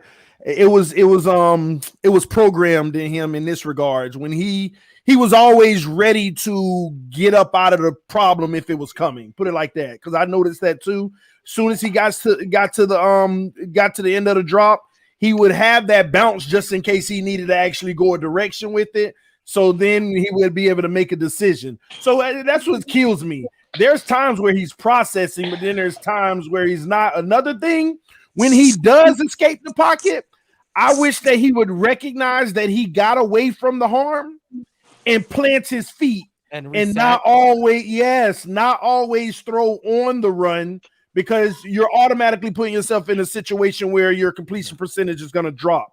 Yeah. You're going to connect some of them, but a lot of them you're not, because there were a lot of opportunities where he could have really stuck it to teams this year, getting out of the pressure, and just a slight misfire, but just reset those feet. But I understand he don't want to take that hit either, just in case somebody coming. So it's tough. It's tough. But what was my problem with that hop too? Was it the Kansas City game? It might have been the Kansas City game where it was messing up his timing. Where like Gesicki, I think it was the Kansas City game. Gesicki went up the seam and he did his little hop, and because he was doing that little hop step, he couldn't hit Gesicki when he got over the second level. He hit him right before Gesicki, I think it was the KC game, right before he got to the safety. So if he would have hit him right after he got up the second level, he could have done something with the ball in his hands. But because of that little hop step that threw off his timing, all of a sudden he's making the catch and the safety's right there to lay into him. So he made the catch, he came down with it, but he couldn't do anything else. And you got to get that out, because you want, as soon as you get to the top of the drop, you want to set your feet, man. You don't want to add in an extra hop, because it's all about timing when these guys are moving at like 4 or 5 speed, right? And that was a perfect example of it messed up his timing to Gesicki. And Gesicki, he took a licking for it, and he came down with the ball, but he took a licking. Listen, Tua Tagovailoa against pressure. I'm just going to say that this team needs to do everything they can to avoid pressure, because I understand what he did in college against pressure at times, but that's hit or miss, man. And I don't think it will be wise for this organization to rely on that. They need to literally, and then on top of it, the scheme. They need to go ahead and run, on some play. Well, again, that comes with a better running back and a better running game to pull the secondary. But they need to become a heavy play action power run to a stick it to you team. I understand the RPO game, wrinkle that in against certain teams that you can kill based off of their defensive scheme. But our base needs to go out of a power run, play action, allow him to use the arm that so many people fell in love with. But I just don't think in the NFL that we should rely on him being a shotgun RPO, because they're going to play to that. They're going to bet that you're not going to hand the ball off more than you don't. Now, if we prove the run game, that's a different story. But, it's unfair when you got 4 receivers running a route and you got 6 or 7 guys in the secondary. You got. We need to be able to change this whole thing to a run scheme and let this kid kill you with his arm whenever he can pick and choose his battles in the secondary and not make things happen so fast. You know how I always criticize Tua Reason about looking one way and just throwing the other way without even looking. Yeah. Whether that's fair, whether that's a fair assessment or not, we should never have him in that situation where he has to make a half of a second decision regardless. He should be able to play action, kick back, and say, which one of y'all do I feel is best versus kick back. One ain't there. Let me hurry up and go to two. They gotta stop that mess. And TD, not to cut you off, but Tua self-admittedly said that he definitely needs to work on his pre-snap, calculations and assessments. That was one of the things he knows he needs to work on. He's been watching film, and I do believe once you have that pre-prepped idea of where you want to go, that I know exactly what you were talking about, like looking one way and then flipping your hips and just blindly throwing it to a receiver. I saw that a couple times this year as well, and I believe when you have a pre-snap prep, that immediately turns into something altogether where you're not just twitchy with it. You're actually functionally going through progressions, and then you're placing yourself in position to make that perfect pass. So I believe Tua is working on that. Well, that's hold on a sec. It's a little bit to do with that RPO method too, right? When you're dealing with an RPO concept, you usually only have two reads, and they're usually to the same side, right? So that's where that comes from. But if you look at him against the blitz, 68 of 107, 63.6%, 654 yards, 7 touchdowns, 1 interception.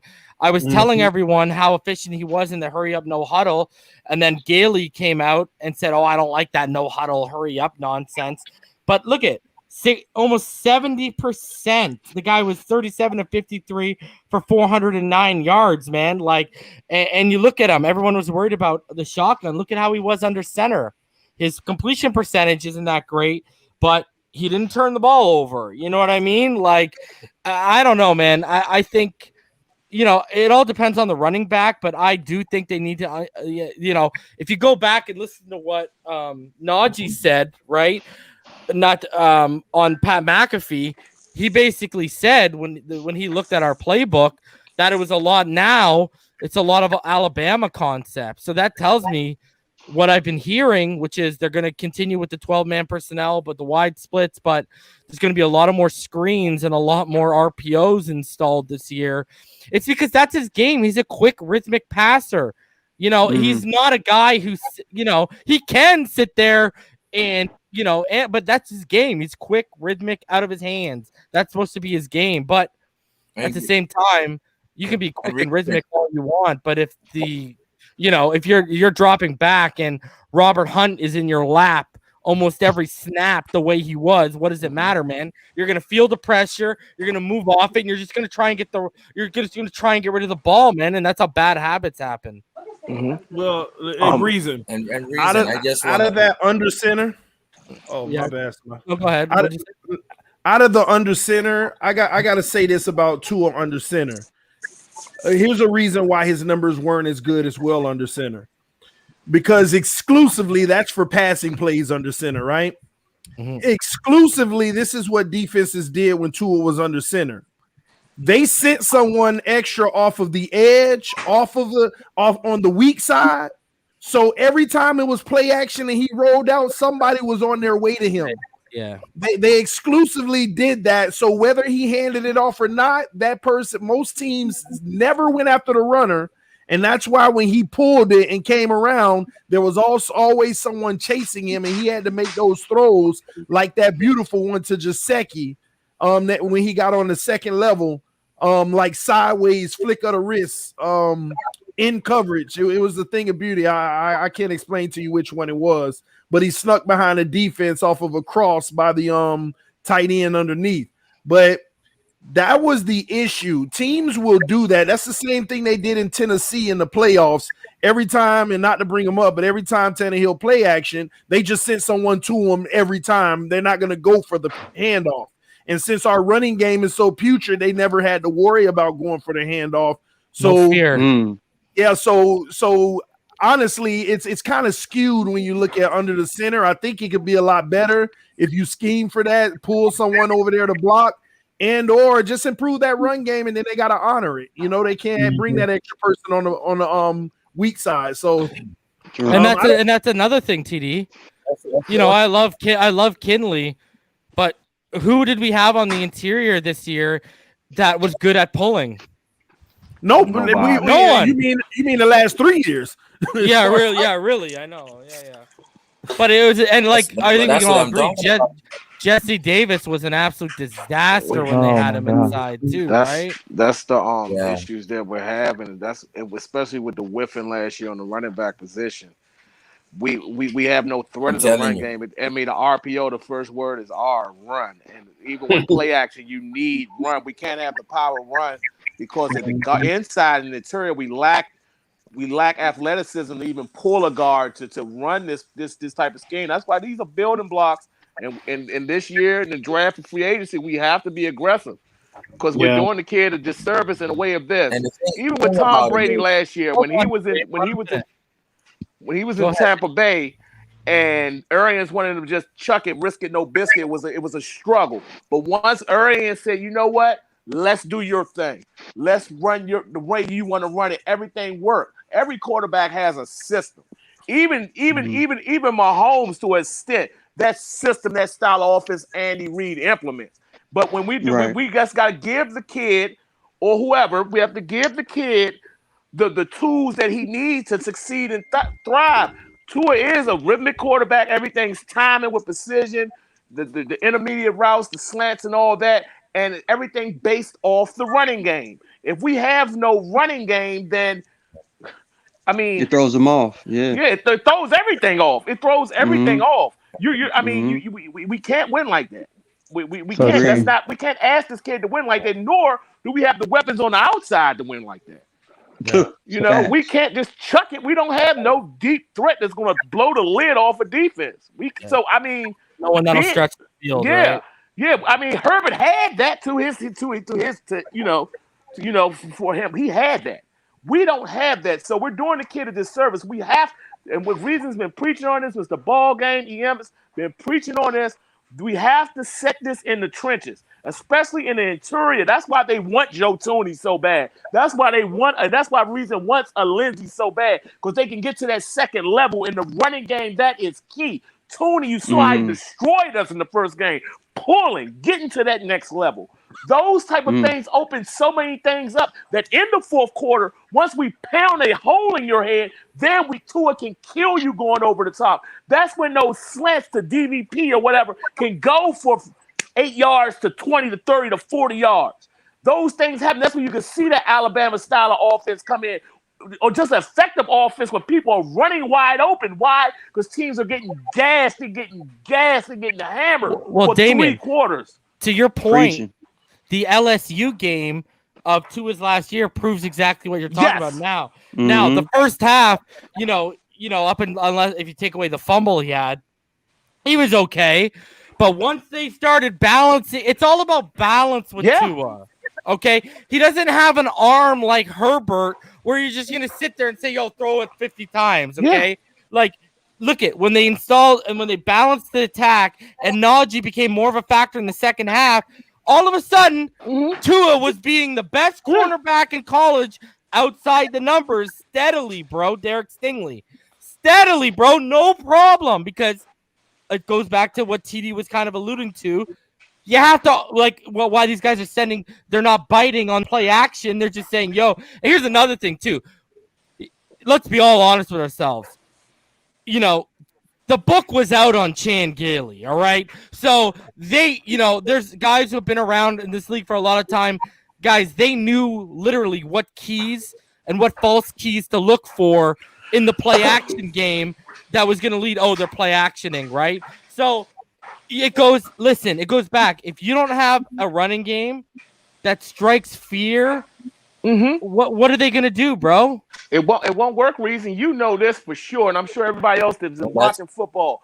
play action football or anything out of the West Coast offense, even going back to San Francisco, they had threat of running game. They had Roger Craig, Tom Rathman. In the 90s, San Francisco had Ricky Waters. Even with Philly, they had Deuce Staley at first. You know, they had running backs. Then Westbrook, they had running backs. And anything with that West Coast offense, any team that ran it, you have to have some threat of a running game.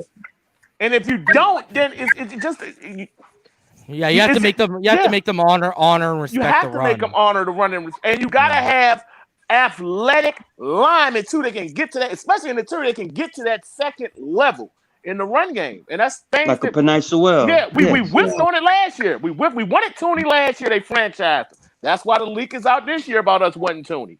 You know. Well, is anybody considering? Is it? Go ahead, Sharif. I just want to mention, man, that you're doing a fantastic job. Reason I know I've best been working, listening in. Damien and Pyro bringing in that college knowledge. TD, I'm impressed. I'm very impressed with how you come along lately. You got your back on the bandwagon now. You're back on 2 and 6 string. So I'm glad you're back. Let me get into what you say. I think when we spoke about this last time I was on the program. Look at Jay Ajayi's line. Look at Ricky Williams' line. Okay, and I said this before the season. Flores' dream is to go into I formation. You remember reason? Line. He's dreaming about going into I formation and running for a consistent 5 yards. That's Brian Flores' dream. So, what do we still need? This is year 2, right? So, is this year 2 going into year 3? We still need to well because we have the powerful line that created holes for Ricky or Ajayi. So I hear Damien talking about the line, the running game. If we get 2.5 seconds reason, I'm learning in the program, man. I'm learning that we need more seconds. We need not Justin Herbert to pat that ball behind a good offensive line. We need to see Tua pat that ball. And that's what I wanted to add. Because today, if you don't get Penei Sewell and you think you can get Lucas Niang or someone else later or whoever else later, you're still at not running the ball for 3 yards. You're still clouding the dust. I don't want to cloud it. I want to see the fail so we get rid of the run backs. Lucas Niang was in last year's draft. He's on the Kansas City Chiefs. And that's why I'm not big on Aaron Jones. Please let me respond to that. Go ahead. No, he's 1,000% correct. Because he just like woke me up when he said what Flores' dream is, and he's actually 1,000% right. They want to run that rock out of I formation for several reasons. First of all, Tua doesn't need to throw the ball more than 25 times a game. All right, that's number one. Number two, if you can run the ball successful, the reason why Flores wants to run the ball because his defense is going to not only be rested but get the other team off the field. He wants to shorten the game because how many times did our defense do their job but our offense just never help? But if you're running the ball, you can literally win games. Defense running that rock, just bludgeoning teams, not like literally. Our defense gave us 2 extra possessions a game last year. If we run the ball successful with this defense, we actually take 2 possessions away from every team we play by managing the clock, running the rock, play action to a stick it to you, and just having a balance. Like the game is going to start and 30 minutes later, it's going to feel like it's over. And it ain't going to be crazy high scoring, but the Miami Dolphins are going to drag out victories. And I believe that is Flores. That's his vision. And guys, how many times did we shut it down in the second half? So imagine with the running game, we shut it down in the second half. Imagine that. Tua could have slaughtered teams, but we shut it down as a dang Gaily. How many times did we shut it down? Okay, so Tua's stats are skewed because he shuts it down, right? 10 wins. You know how you watch those games where teams run the ball and they're literally running 7 times straight down the field and just picking up chunks, and you just get jealous. You get jealous of those teams. And then any pass that the quarterback throws after that is guaranteed to be complete almost. Like imagine that, man. It's a whole nother ball game. If anything, that kind of makes me feel like at the end of the day, the only investment they need to make is O-line, running back. Like have the best O-line you can, running back, continue to fix his defense. Ball game said this the other day. There might be a situation where they don't even go after no receiver. And that's why Corey. It's year 2. I got a question for TD. Do you think, like, if let's say we go out and get Aaron Jones, but we don't get our center like Corey Linsley, or don't address center, right tackle and draft with Sewell, do you think Aaron Jones is the answer for like with this same O line? No, That's exactly. No, you're gonna have to draft a center, and it's right back to what I told you all about. Here's the issue: the issue with running back and center is they're top heavy. So, once you get past Creed Humphrey, once you get past Landon Dickerson, if y'all like Josh Myers, what's the best option? Probably Quinn Manares. And he's a guard. You're going to have to kick into center.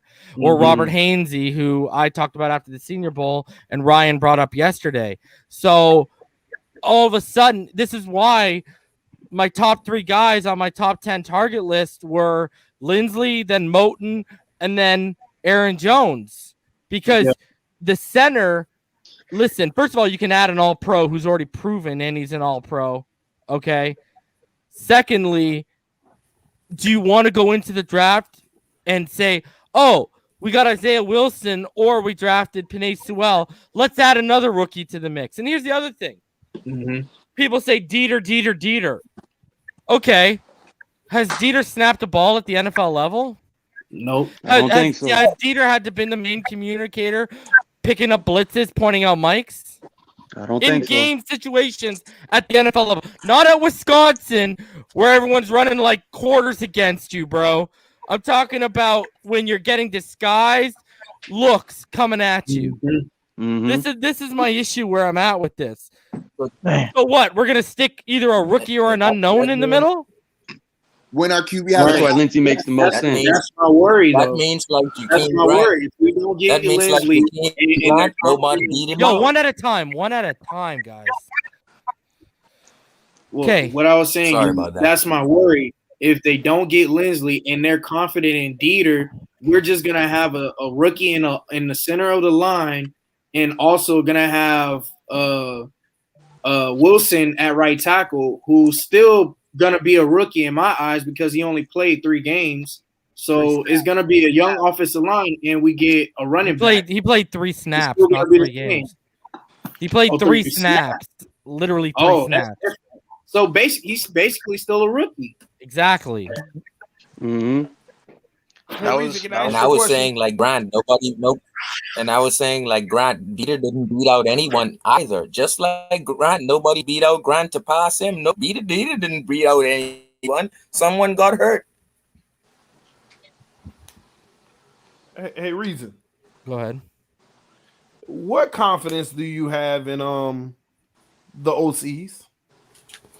I have a lot of confidence in Stutesville and Godsey, right? From what we understand, Stutesville was the next man up if Gaily got hit with COVID and was out in terms of play caller. Godsey, if you go back to 2016, 2015, when he was in Houston and he got made the offensive coordinator, I've talked about this. If you go look at that team, they were at the 15th best passing attack, but he was working with like TJ Yates, Hoyer, Brandon Whedon. He had like 4 different starters. So at the end, they still had the 15th best passing attack. And, from what we understand, Robbie Brown was the passing coordinator, and then he was obviously out that Arizona game. And he was made. Godsey was the passing coordinator that game, and that was Tua's best game. Another thing people need to talk about, me and EM have talked about this like almost ad nauseum. This is the way of the NFL. Like You go look at McVay. You go look at Shanahan. They have a passing game coordinator and and a running game coordinator. That's literally what they're doing. They're just giving them the title of co-offensive coordinator. But at the end of the day, Godsey is the passing coordinator. Studesville's the running coordinator. The question just is going to be who plays the call, who calls the plays. And I think that's what Flores might have tipped his hat with yesterday, because someone close to the organization told me a couple weeks ago. They basically said to me, listen, Flores and Greer, specifically Flores, they give you the answers. It's just you got to read between the lines and you got to siphon through the bullshit. But they give you the answers. They just don't give you the answers, right? So, I'm fully confident in them. It's just, when you look at game planning and installs, it's a collaborative effort anyways, right? Like the quarterback coach sits there. Sure. All the offensive assistant coaches sit there and they get together. And then right throughout the week, you run your installs against your scout defense. And then your defensive coordinators come back in the meeting and they tell you, okay, this doesn't work, this worked, da-da-da-da-da. And then you narrow down the game plan even more. So, if you go back to 1985, right? I gave Ball Game this little tidbit before he came on your show a couple weeks ago or whatever. I was the one who gave him this tidbit. If you go back to 1985, the Los Angeles Rams, they went to the NFC Championship with co-coordinators, but it took the 85 Bears to beat them. But what's the key thing, Damian? What did they have? Game. They had an outfit running back and an outfit receiver in Henry Eller. That's the difference. They had their running back in place and they had their alpha receiver. That's where the difference is. Now, you can get your alpha receiver in this draft. I ain't worried about that. My issue is going to be the running back, bro. Are we going to be knocking Aaron Jones and we're going to be stuck and we're going to have to either reach on Najee at 18 or we're going to totally miss out on him and the other top guys because of their whole philosophy last year? They loved JK, but they thought, we'll sit around and wait and let the board fall to us. Like, come on, bro. We all agree. Listen, you signed Byron to a 4-year deal at the time. You got 3 years left, okay? You got 2 years left with X right now as it stands, okay? So why were we going in on Noah Benogany so early? There's one thing, look at what Kansas City did, okay? They drafted Lucas Niang the last draft, and they moved off Mitchell Schwartz just yesterday, right? They drafted him 1 year early, not 2 or 3 years early. You see where I'm going with this? You wasted kind of a pick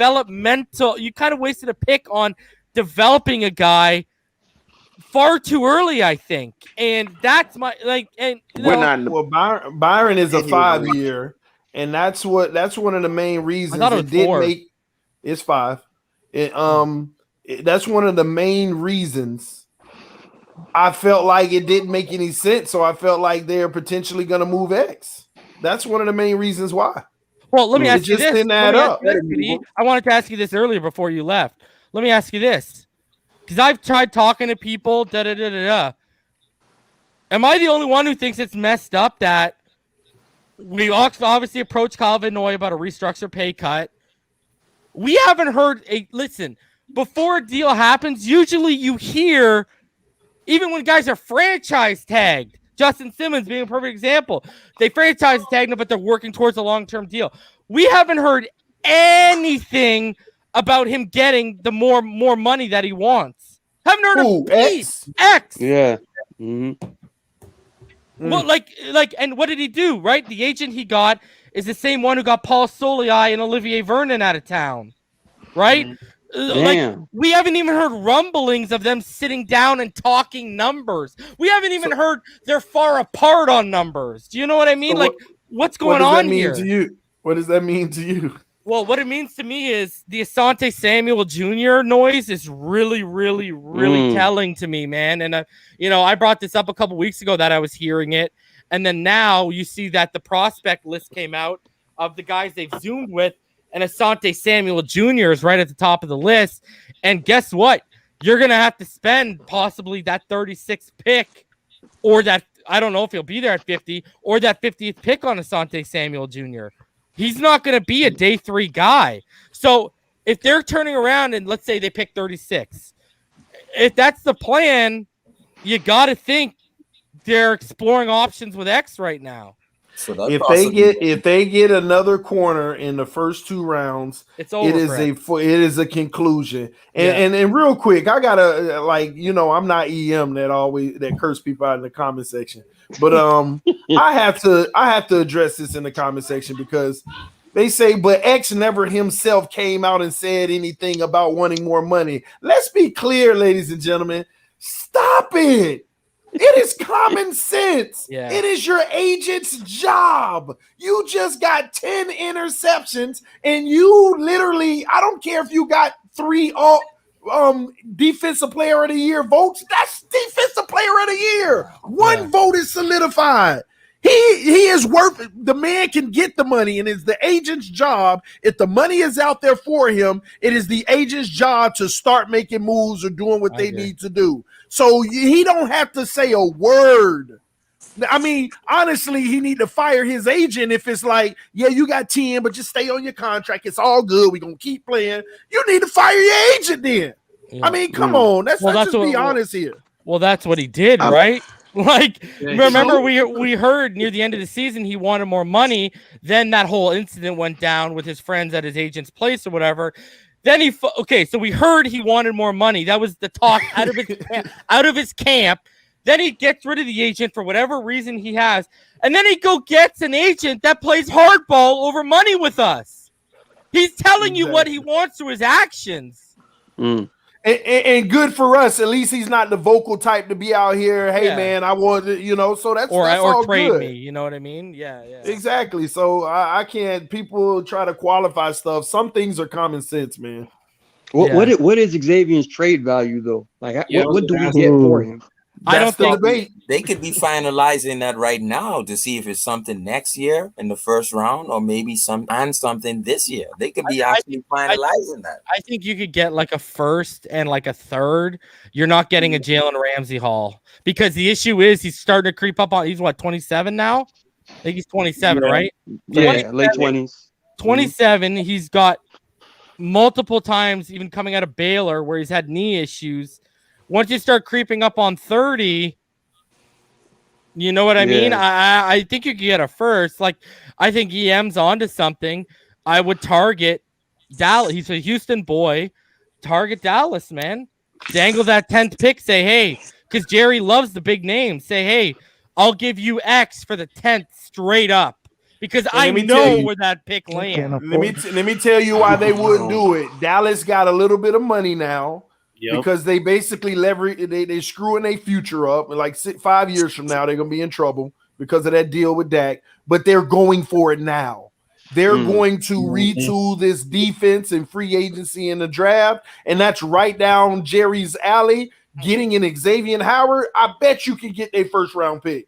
But again, let's see what Miami's thinking about, what they're talking about. The thing is, and what's the thing? And you can ask any Cowboy fan, what was the one thing they were missing they felt on defense this year? Yeah, man.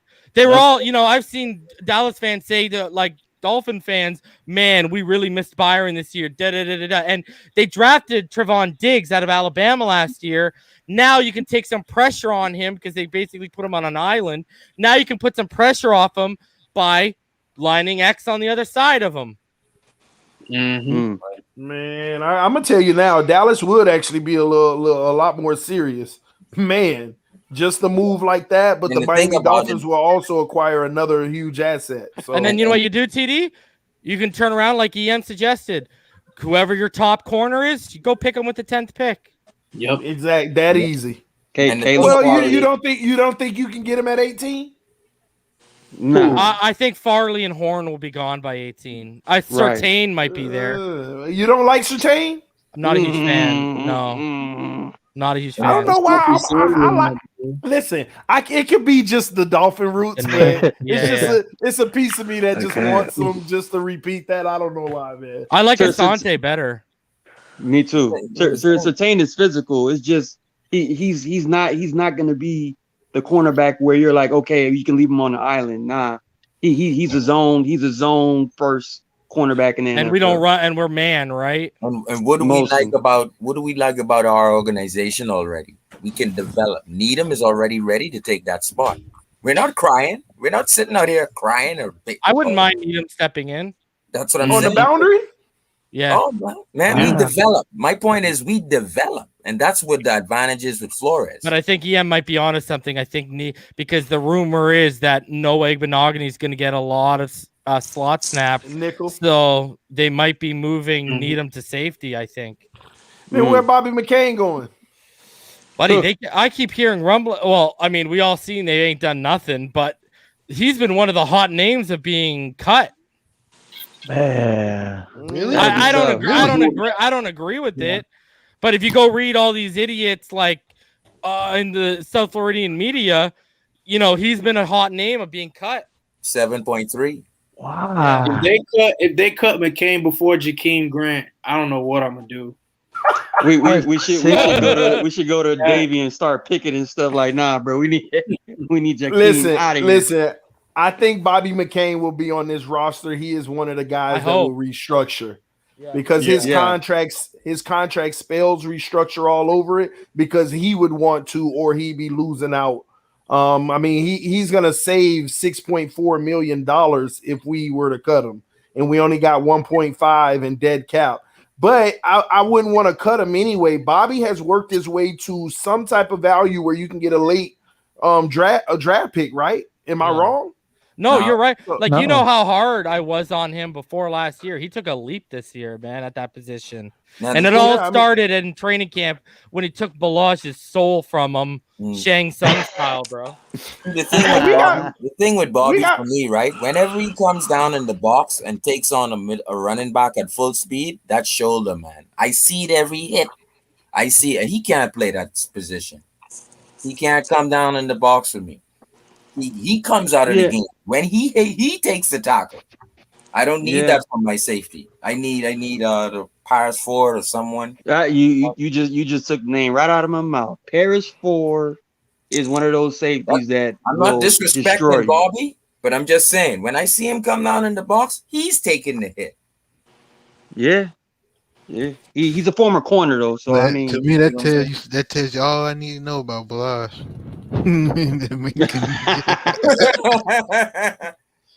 it compare with the running backs, man. Yeah, no. Man, we're gonna be on suicide watch if they don't take Najee, bro.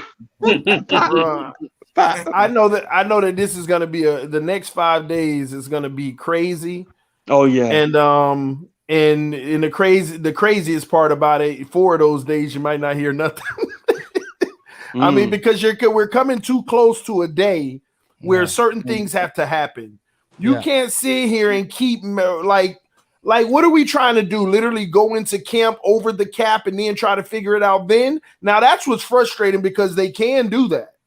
Yeah. They can put more people under contract than they're willing and then make decisions later. But I mean, to do what we're doing, reason that kind of sucks. TD, you know what Barry Jackson suggested in his article tonight?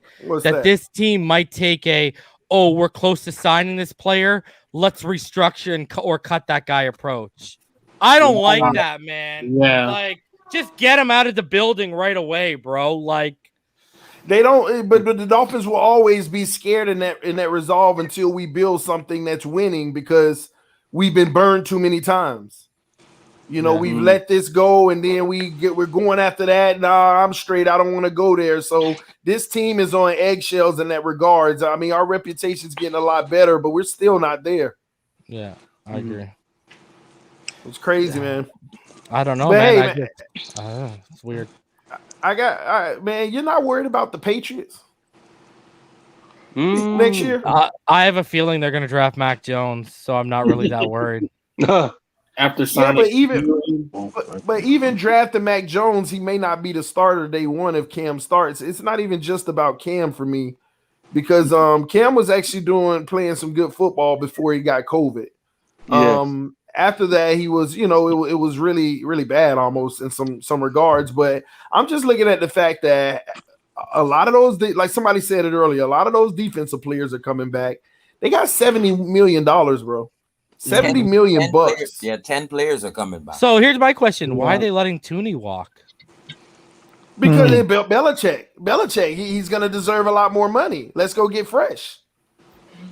They feel more comfortable, I guess, that they can address the interior line and it's where it's compared to the skill position. They feel that's a dire need.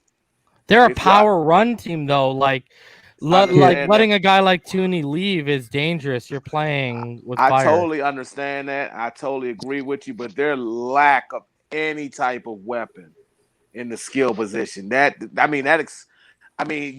What, bro? You don't like N'Keal Harry? So far. The funniest thing I read this week was teams have been calling about N'Keal Harry. I'm like, I saw that. They need a water boy? What's going on here, bro? They're linked to Hunter Henry. They need somebody that can address the tight end position. Samuel. They're losing a running back. And if they could get a skill position, which that's what I'm thinking they're going to do with 15, I think they're going to address. And Ronnie brought up they're going to get my boy. They're the ones who traded for Trent Brown. Yeah. Oh yeah. I think they're going to get. I think they're going to get our boy. I think if Bateman is there, I think they're going to take him. It's clear as you see. I think they're going to take quarterback play. He excelled. I think there's a reason why they don't sign Cam to 1, bro. I think they're going to go quarterback, bro. If Mac is sitting there, I think they're going Mac Jones. Yeah, because they signed Cam to a 1-year deal. And look at Mac Jones is literally the prototypical guy they target, right? Because they like Josh Rosen too in the draft, right? They like those statue. You don't need a lot of athletic ability quarterbacks. And if you go look at what Chad O'Shea's offense, what McDaniel's offense is based off of, it's short and intermediate, right? What did Alabama? What was Alabama? A lot of short and intermediate. They're going to be at the top of the draft for the next 6-7 years. I don't think so, bro. If they take Mac Jones. Oh well, that's what I'm talking about. If they take Mac Jones, but look at that defense. He built such a good defense that not this year, but last year. They broke all those records in the first 8 games. Tom Brady, they start off 8-0 or 9-0 and whatever, and it was just the defense. Yeah, I agree. That's what I'm saying. I think they very well could be an 8-8 team again. And then if you're 8-8, you're right in the middle of, you're picking at 13-14. I don't see it with Mac Jones. I don't see it. I don't see him being the guy. I mean, I'm not saying they're not going to draft. I'm talking about the pro level. I don't see it. Did I show you? I showed you the text from the NFL scout, right? So my boss at the Brawl Network forwarded to me, and it's a text message from an NFL scout. Buddy, there's a serious chatter of Mac Jones going in the top 10 right now. I think that's going to be. I think he has the biggest bust. The difference between him and Trey Lance, they both have 17 starts, but Trey Lance has got all the tools, physical gifts. Yeah. This dude, Mac Jones, he clearly benefited off superior talent. Whereas though Trey Lance, his physical gifts can get him by until he really develops in the quarterback position. But Mac Jones, clearly. You seen his pro day today, right? But the talk today, the talk after Trey Lance's pro day today is he ain't making it out of the top 10 now. Oh yeah, he might go. Yeah. I told everyone last year on TD's channel about Trey Lance, and here we are. Dolphins. Yeah, it is. Yep. Because the talk now is like Ben Albright said, and he'll be on the show next Wednesday, guys. Ben Albright, he put it out there that if you want Trey Lance, 3 is the number that teams are going to be targeting.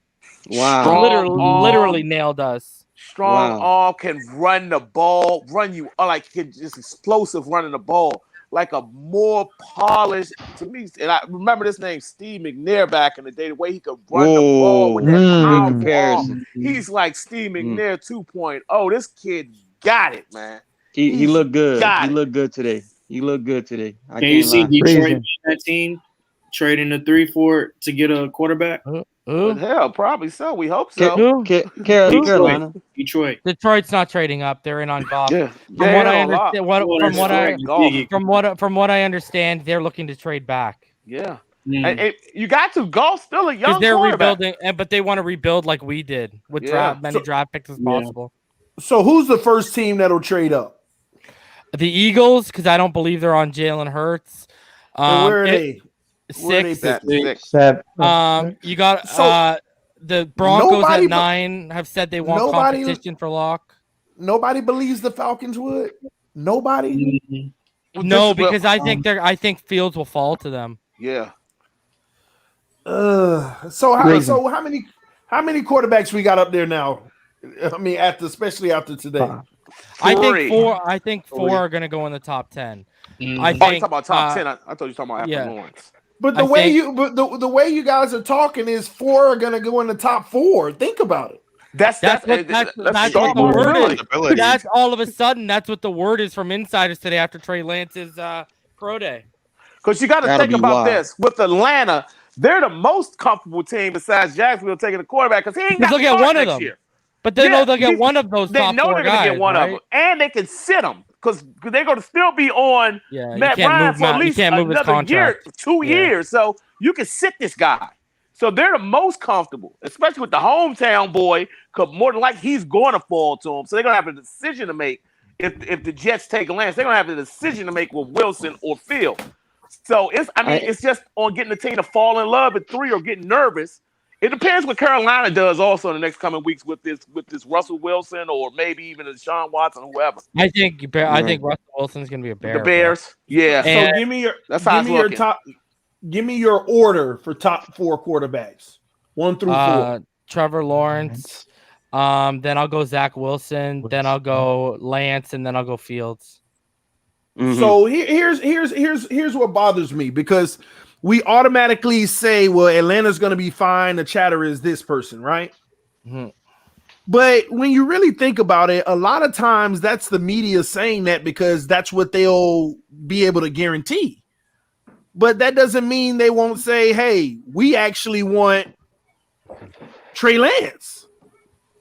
You see what I'm saying? So, no, for Atlanta. Okay. Why is it a foregone conclusion that Atlanta is saying we want Trey Lance, not Fields? Because Fields is from Georgia, and they've been tied to Fields for like the last couple months. Mm-hmm. That's why a lot of people think they're locked in on Fields. And even if they are locked in on Lance, I mean, it's still the point. How locked in are they on either of them to move up that one spot, being in fear of somebody taking them? That's the whole thing. How much are they in love with either Fields, Lance, or if Jets don't take Wilson, they take one of the other 2 guys? It's all on how in love are they with it. Like if they have both guys slotted close enough, whereas though they said we don't have to waste the capital, we can just wait because we know one of them is going to fall to us. Do you think they're kind of at a sweet spot? Do you think there's any other team that's high on Fields to want to move to 3? Well, I mean, I don't know. I mean, you got teams that need a quarterback. Denver could be. It's just a thing of moving up from 9 to 3. That's Carolina 6 slots. Carolina doesn't get Watt. I think if Watt made available, he'll be a Carolina Panther because I keep telling people on draft night, people got to think about this. Listen, right now you can only trade picks in the next 3 drafts. As soon as the first team is on the board on the NFL draft night, you can trade for this year and 3 more drafts. You can trade 4 first rounders. So that might be what Houston's waiting on. And the word's already come out that the owner of the Panthers has told the GM, do whatever it takes to get Deshaun Watson if he's made available, to the point where their starting package was rumored to be 3 firsts and Christian McCaffrey. So, do you know who Cincinnati's getting? I think they'll take Penei Sewell if he. No, they're not going to. Rashawn Slater's a guard. They're not going to take Rashawn Slater. They're probably going to go Penei if he drops, or they're going to go Jamar Chase. That's oh my gosh. And then Philly's at the point where if they can't trade back, just because the indictment that will be put on them with getting rid of Wentz, they're going to probably take the best skill position player available. Yeah, exactly. They have to give Jalen Waddle. I mean, what with Jalen, whatever his kid's name is. So was Philly just talking when they said that they're moving forward with Hurts and they're going to build around them? Well, for this year, they're going to see. For their sake, I hope they were. Yeah. They'd kind of backed themselves in the corner where at least for this season, they have to go into the seat trying to give Jalen Hurts the best chance possible by their own mistake. Because I think that's a bad decision. Also, with reason said, I see them probably taking between Chase. If Chase don't go to the Bengals, Chase, Smitty, Waddle, or Pitts. One of those four, and that's the danger of if we do move back. We miss Penei, then how far we move back to miss one of those four receivers. That's a dangerous game we play. Hey, yo, I want to address this because ball game. He says the number one need of the Falcons though is in QB. Yeah, but it's already come out basically from people around the organization that the belief is they don't think they'll be drafting this high again in the Matt Ryan era, so they want to get ahead of the curve. That's where they're at. Yeah, because Matt's going to try to win next year. I mean, they lost a lot of close games last year. They shouldn't have lost the Cowboy game. It's about 4 games that they should have won. So say if the ball bounces different, they're not going to be picking in that position. Yeah, they don't believe that they're going to be picking that high until Matt Ryan is gone, and that's a problem, right? Yeah. Yeah. So last question I have about the team's reason. What about the Lions? What are based off of what you're hearing? What do they want? I've heard that they want to move back because they're in on Jared Goff. So they're not. Well, are they not into a receiver?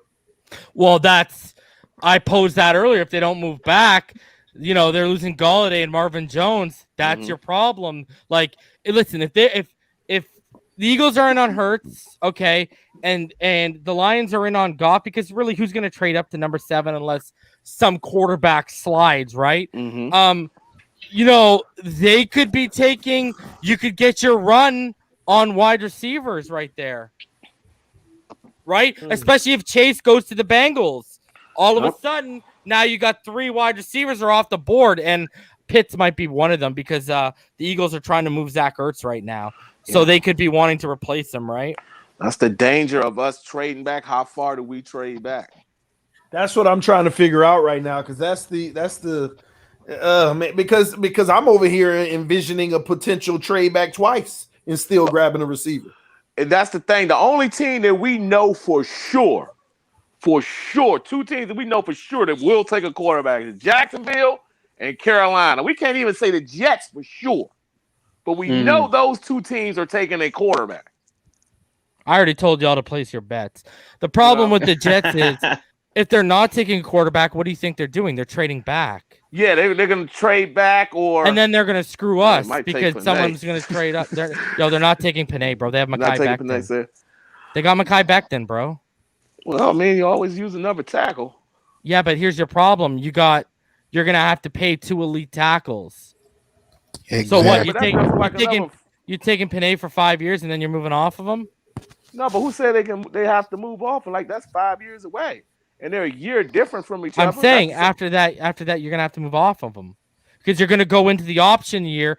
Yeah, the 1 year difference makes it even worse because guess what? Mekhi Becton's gonna go into his option year before he hits his option year, and you're gonna have to pay him. And you've got your blind side. You got your blind side. Say we get Penei, and we got all. And it's not the same position as us. Then we got to pay both of them again, don't we? Bro. Does Austin Jackson protect? Hold on. I'm asking you a question. Does Austin Jackson protect the blind side? No. Does Mekhi Becton protect the blind side? Yeah. So it's not the same situation. No, this is what I'm saying. This is what I was saying. If we take 2 tackles, say for instance Jackson develop into a Pro Bowler, we want to sign him too, and we want to sign our blind side. If we could keep 2 bookend tackles, we would keep 2 bookend tackles, wouldn't we? No, you wouldn't. Why? You're not going to pay 2 guys $18 million, bro. I'm not saying that, but we don't know what the cap will be 5 years from now.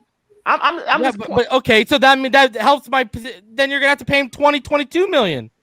But that's the case then. So what? So we basically it's dangerous to have 2 all Pro Bowlers in position on offensive line in general. Which is why I've said you want on the non-blind side, you want a solid, competent guy. On the blind side is where you want your all pro. I don't see how they. So we don't want Jackson to be that good. Just and there's no link at all to them with tackle right now. I'm just saying we still don't. I mean, teams aren't going to. They're worse than us at the skill positions. I agree. The Pitts is a possibility too. No. I think I think a Jamar Chase or like someone like that, or Devontae Smith is a legit possibility there. Mm. That's probably like, why they will want to name their number back. one receiver right now, because it ain't Robbie Anderson. He's not on the team right now. Denzel Mims, maybe. a rookie, right? A rookie. Yeah. But how many games did he play last year? Not many. But they don't have a running back. That's why the talk is quarterback or trade back for them right now. But why wouldn't they draft? I mean, I just if they can't find a trade partner, because again, the question is like last year. They'll find a trade it was partner. Two quarterbacks that was more valuable than the quarterbacks this year, and nobody traded up for them. Yeah, but I mean, nobody you go did. back. You could. First of all, that's my point. Stop stealing my point. Second of all, saying we all use each other's points. It was a good point. Ryan brought up his point yesterday, right? It's the first ever It was the first ever COVID deal where teams didn't want to move up like that. Or they didn't like have the literally ability to communicate. Every scout I've had up here has said this is going to be a lot of shifting and moving in the top 5. Mm. And see, you're just trying to reach on the Penei stuff because he's right tackle. Well, because it's not the same situation as us.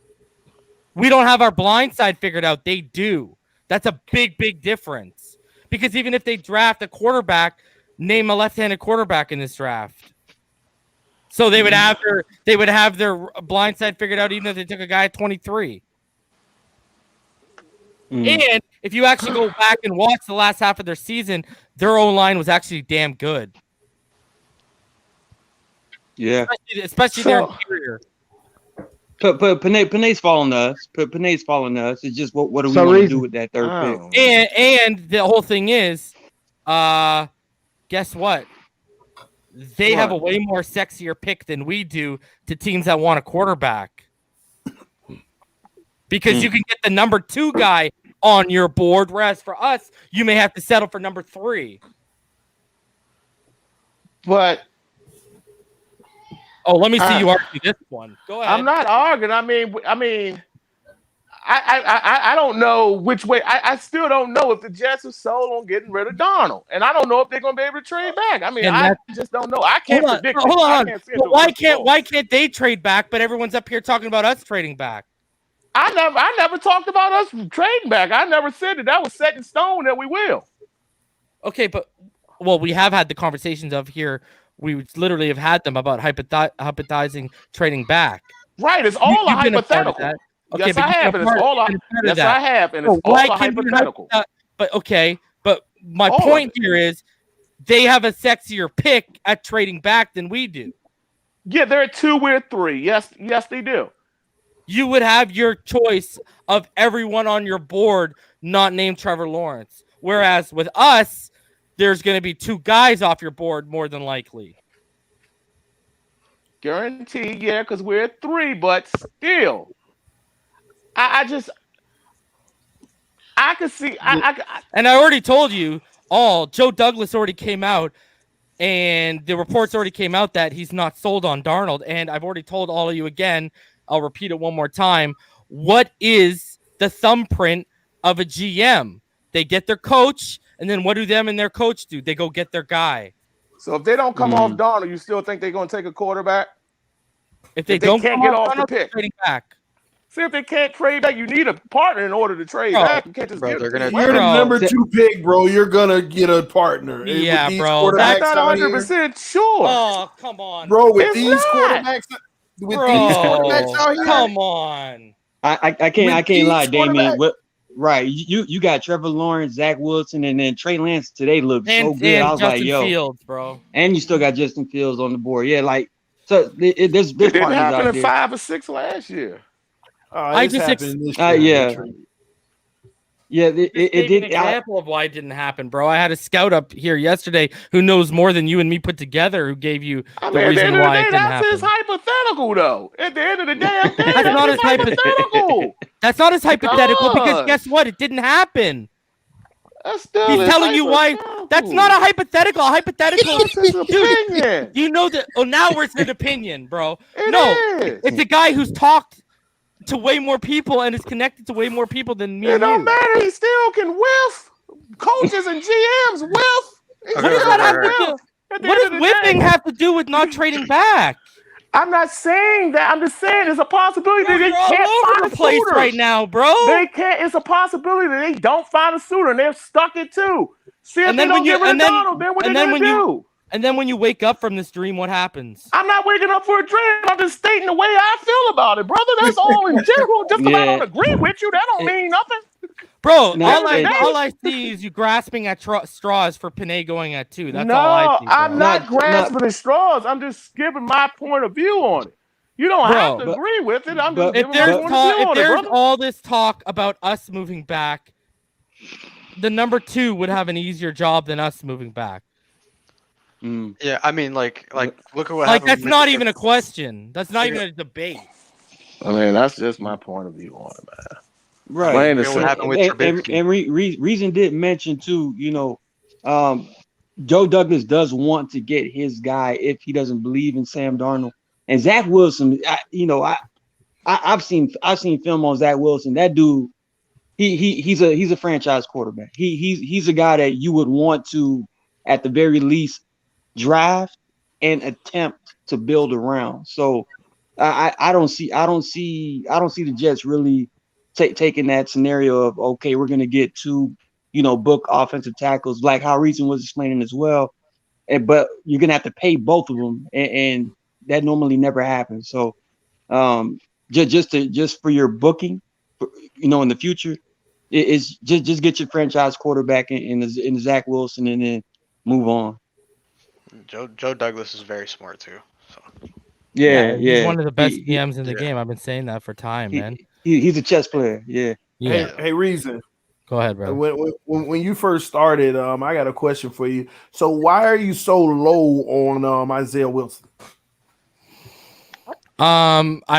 He had leverage problems at Georgia, because of his size, obviously.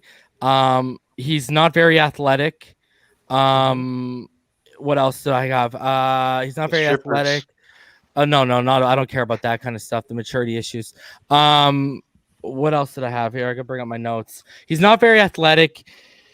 He has leverage issues, and then there's 2 other things I have that are red flags on him. Let me bring it up. And when you're done, what's his ceiling with the potential of our development with him? Like Austin Jackson, I think he'll be solid. I don't think he'll be a Pro Bowler. Like you could kick him in the guard too. That's what I'm saying. Austin Jackson. No, I'm talking about Isaiah Wilson. Okay. I'm asking because I'm trying to really get a handle on the Penei Sewell situation, because what do you think Flores and Greer thinks about Wilson though? Because do you think that's something they feel like they can turn into a number 1? The starter? I mean, coaches believe they can turn fucking water to wine, right? These guys got legit issues, right? So for Isaiah Wilson, here's my little quick notes.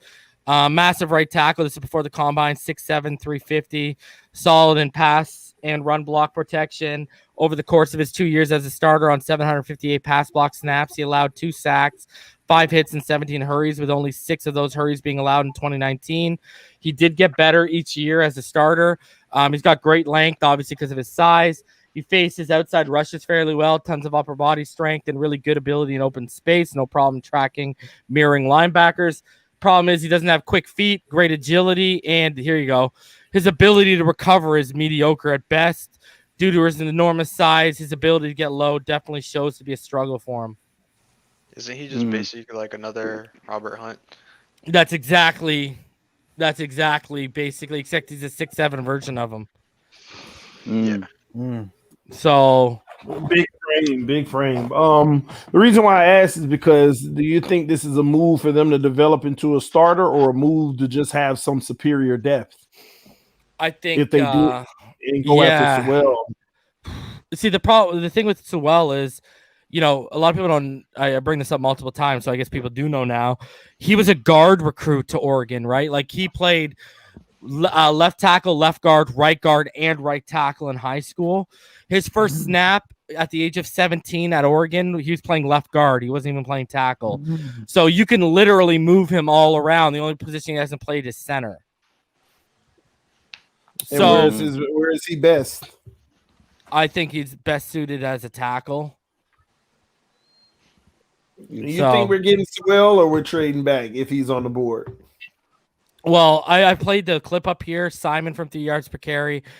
He said he talked to someone close to the organization that'll be involved with the number 3 pick and was told that there will be quote unquote significant table banging for Penei Sewell at 3. Yeah. I feel like it's kind of hard to say still. I think in that front office, I think they're having more arguments than ever in that front office this year.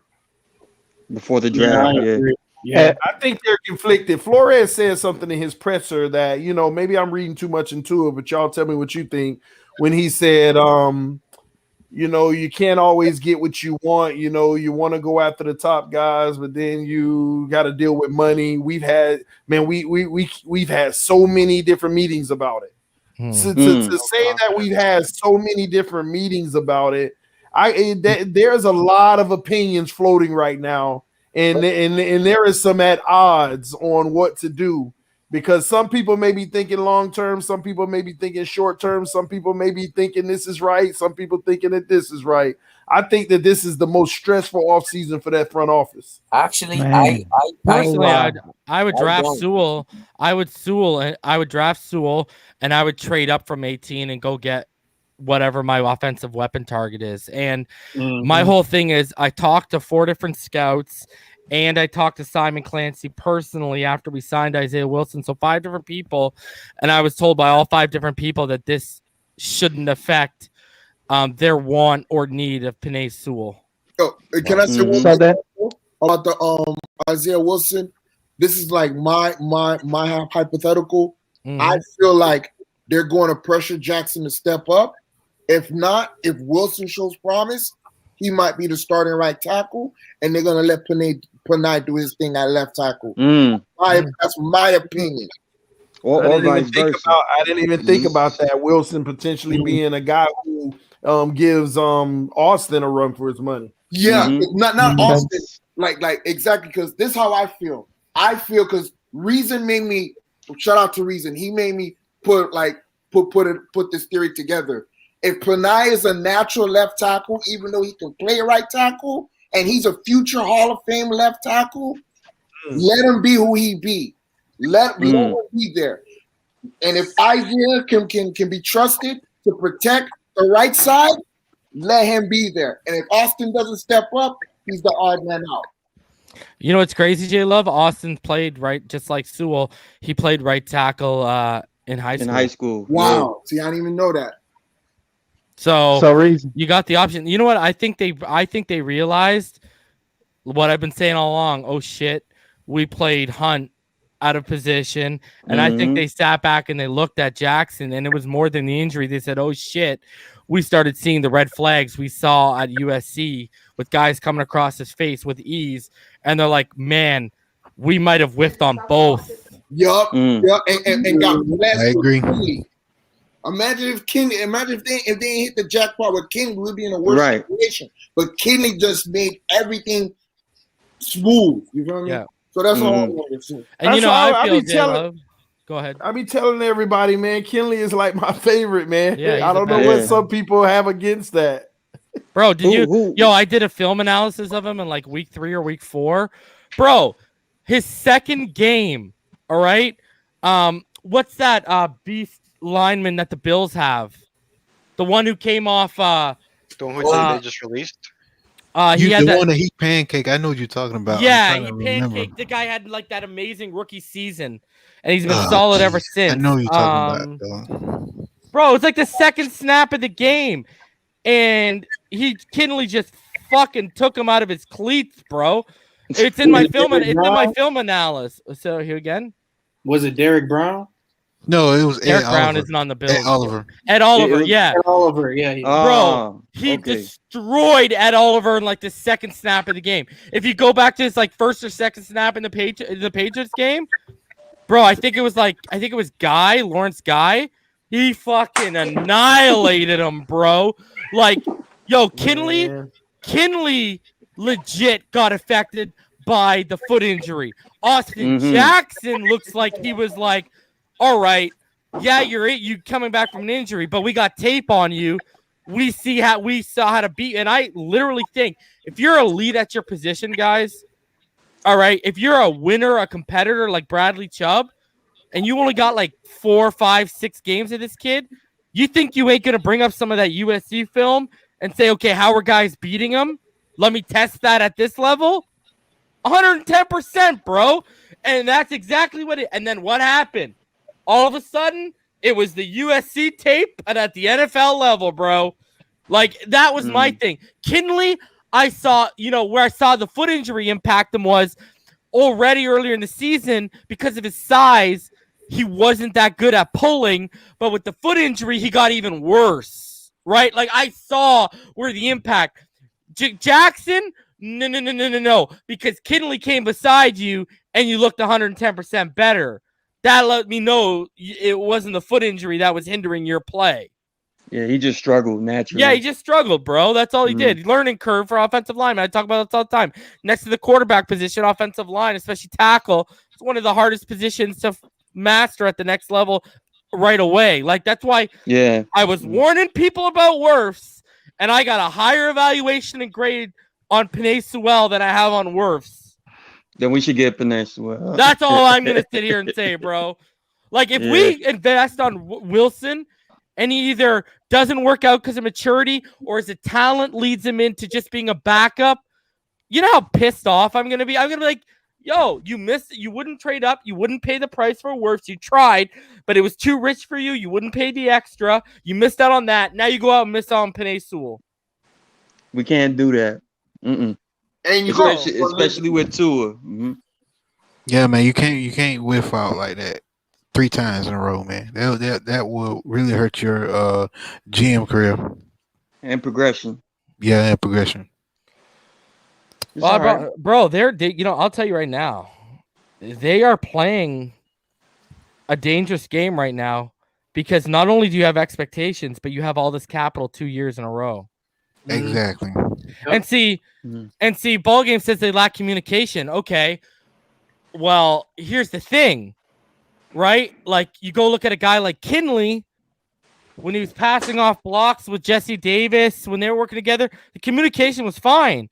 When Kinley was working with Jackson, the communication was fine.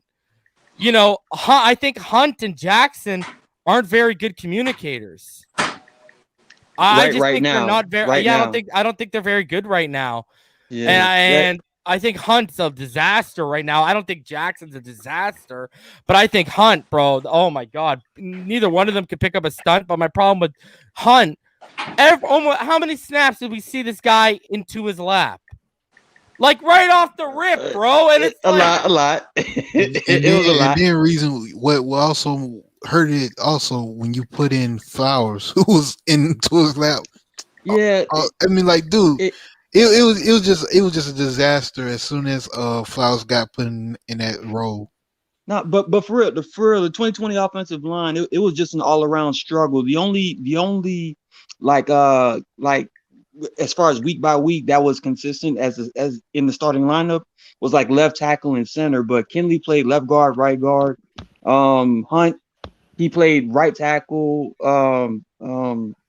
Jesse Davis played right tackle, right guard, left tackle. Like it was a lot of a limbo. So as far as overall just getting used to each other, gelling, communication wise, especially coming from the center, speaking to the left, speaking to the right, it could get a little confusing if you don't have it on a consistent basis week after week. That's why when they brought up the 2016 offensive line with Jay Ajayi, if you remember how many weeks those guys started as a starting 5 in a row and kept getting better and better and better.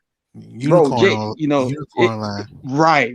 That was a unicorn offensive line. So the only hope is that we just traded for Wilson. Fingers crossed we get Linsley and then draft Penei Sewell. Now you're talking about, okay, now let's position these guys in order to where now we're gonna have a starting offensive line solid week 1, week 2, week 3, week 4, week 5. And then we'll start seeing like perfect communication, flawless execution. Here's another and reason. things like that. Another reason you need to draft Penei Sewell is because if you're going to play him at right tackle, that automatically kicks Hunt to his best position, and then that automatically kicks Kinley. We don't got to play this right guard stuff. His natural position is left guard. Yep. So then that automatically kicks him into his natural position because I'm not counting Flowers. Get that guy out of town. That automatically kicks him there, which we've already seen Austin Jackson performs at a higher level with him, so that'll improve him. Then if you add Corey Linsley in the middle, all of a sudden now Hunt's transition inside is going to be even more smoother, man. And if Kinley was already playing at this level that we've all identified up here, how much better is he going to play with Linsley next to him? But my problem with last season is we all knew that Jesse Davis was played better in tackle in the tackle position, yet they kept him at guard and never once have they experiment Hunt at guard. Let him at least try to give him some experience in that position. Last year that's what you could have done instead of saying, well, we know he can play guard. Let's just give him the experience. This season, this upcoming season. That's what I wish we could have done. That's what I was, scratching my head when they kept Hunt at right tackle and Jesse Davis at right guard. Yeah, that was a simple mistake by the coaching staff trying to push one player to play a position that he was drafted for versus the natural positions for both players. It was just a natural. It was an automatic. Oops. So. Yeah. They'll learn. And if we get that line, like I said, I want Linsley more than anything. You get that line, it doesn't matter who's at running back. Please, it doesn't matter. Plus, process, like TD said, we can get other things later. It's already a 2-year process. So that was going to be my question. Wouldn't you have to go Aaron Jones instead of Linsley? Because then at 18, you got to get a running back. And then if you get Penei at 3, then you're getting a receiver in the second round. Yeah, but what's great? If you sign Linsley, all right, and you sign Aaron Jones, you draft Penei at 3, and then at 18, you can play with whatever you want. You can move up. That'd be awesome. You can move up. You could draft a receiver. Damien's right. Free agency, bro. You have to get this right. That's why I think a lot of us are stressing out about them not opening up the books in terms of money here. Yeah. Because you can't be playing around because there's a couple positions of need we have. Like I've identified center and running back. You would be better off solving that in free agency than going in and watching your guys go away and whatever hair Greer and Flores have left on their head instead of pulling that out, being like, oh my God, there goes our guy. And we already proved, right? Like, look at last year, right? They reached on, Flowers when they saw Tooney go off the market and get tagged. Then they reached on Austin Jackson when they just saw the run. So we've already got a history of these guys reaching and getting panicky when things aren't going their way. I don't want them to be in that position again, bro. And the one time when they should have reached and panic is when the first running back went off that board. They should have done it right then and there. Make sure you lock up that position so you have to worry about it like now. Like now, right? Yep. I'm worried if they don't. Yes, sir. Oh no, I was just gonna say I got to get out of here, man. Thanks for having me. No Fins up to everybody. I did see a tweet earlier, Reason, when you said when Watson doesn't come here, I'm getting on everybody. Hey, show some mercy if he doesn't. All right. No, but see, but if you look at the comments, I specified to people it was I'm coming for the people like, for example, Pete. People like Pete who they want Watson here, and it's not about the betterment of the logo. It's because he wants me and EM to be wrong. People with agendas or unfairly hate on Tua, Those are the people that I'll be coming for because they just wanted Watson because they either wanted me to be wrong or they just don't like the kid, bro. You know, that's where I'm at. Now, the people who just want Watson because they want the betterment of the team and their logo first, I got no problem with them at all. Rhino Seed coming for me though, man. He's coming for me. Yeah. You good, TD? You good? Don't Man, worry. I'll see y'all later, man. Great show, good one, man. bro. I'll hit y'all up, bro. All right, TD. Bro. See you, bro. What's up? I'm worried about if we miss it, this running back in free agency. Man, we're fucked, bro. Yeah. Get ready. Good line. He had a solid line in Pittsburgh. Thank you. With a bulk of carries and couldn't hit 1,000, and he can't stay healthy. Thank you. And because not at least we trade up at 18. I'm scared. I don't think Najee's going to be a possibility at 18. And it's too early. Higher? I think Arizona is a key spot, man. Yeah. They're letting go of King and Do. They're going to stay with Edmonds. They're going to stay with Chase Edmonds. Sorry, Pyro. But you don't think ETN would be good? Travis Etienne. Tricking me. He loves Etienne. Yeah, I'm all for Travis Etienne. I just I would rather have Aaron Jones. And I would rather have the proven commodity that's still young, and so Agreed. We can approach 18 with either moving up for a skill position player or taking the best player available because we have holes crazy, in the Damien? defense. All this, even my boy Curtis Samuel, all right, and our boy Curtis Samuel, all this Curtis Samuel talk, all this Gaily talk. That's the one position you can get away with not spending money on, bro. Yeah. This gotta be a smoke screen with our team just doing this and next week on Monday. I'm so tired of hearing about Juju Smith. Especially when we can be aggressive and get away with playing players cheap because of the situation this year. I think we're gonna drag our feet. I'm sorry. Because this running back position, they're gonna be gone in the 20s, guys. Yeah. Pittsburgh, Buffalo, teams like that are going to take a running And I back. didn't even think about Arizona. You make a fucking Jets. fantastic point. Yeah, they're letting Drake walk. Yeah, they're letting I Drake know walk. that. And they came out and they said, "Oh, we believe Chase Edmonds is going to be the guy." But come on, Please. By the way, guys, in the House of Athletes Combine, Brandon Marshall interviewed Travis Etienne, and he asked him what was his dream scenario, and he he didn't said, want to leave Miami. No. He said that in the same interview. Is what I'm saying. he said 16 to Arizona, dream scenario. That's what he said. You can go back. And we got interviewed there by Cameron Wolf, and he said he didn't want to leave Miami. Yeah, well, like it's on live. It's on live, dude. You can go back. Oh And yeah, watch you can the go. live You stream. can go on Cameron Wolf. He said Miami to Cameron Wolf. So I don't know. Yeah, because he know those That teams was in that so- position. That's the highest position for a running back to get drafted Yeah, in that money, area. money, right? Yeah, that's so he's going right. to say those. Yeah, I can't knock the brother for that.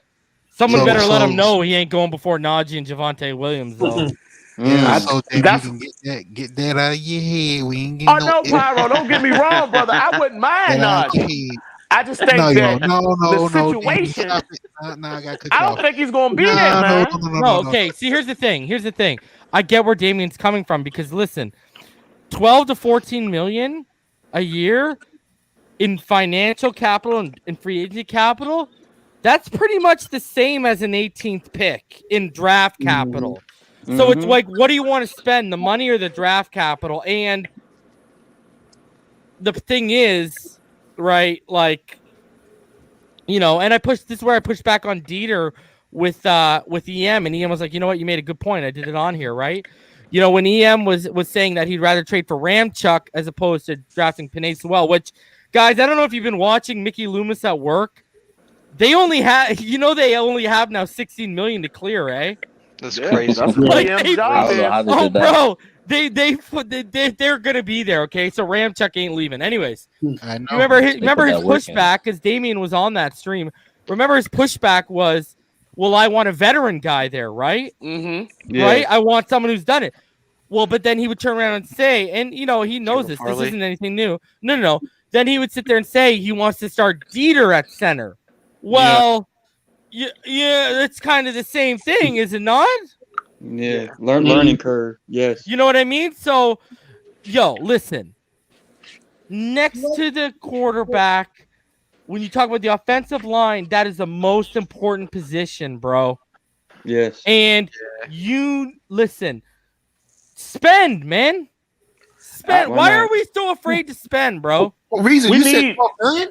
You dropped all this money and had no fear spending on defense and Byron Jones last year. What happened? Say it again. We need at least one Pro Bowl or close to all pro player on the O-line. At least just one.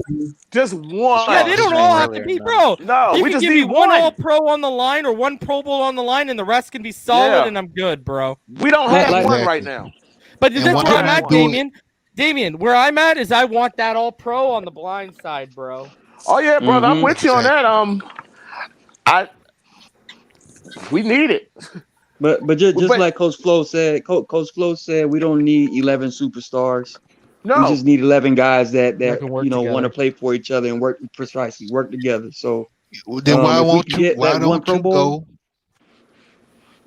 Go ahead. No. You like I'm saying if we want that one Pro Bowler, that's all we need. Everything else is just. But you know what's crazy? Let's just work together. You know, if you go back to when I was on TD's platform, we drafted Hunt. You can literally, I said it live. He can be a Pro Bowl. I actually said All-Pro guard.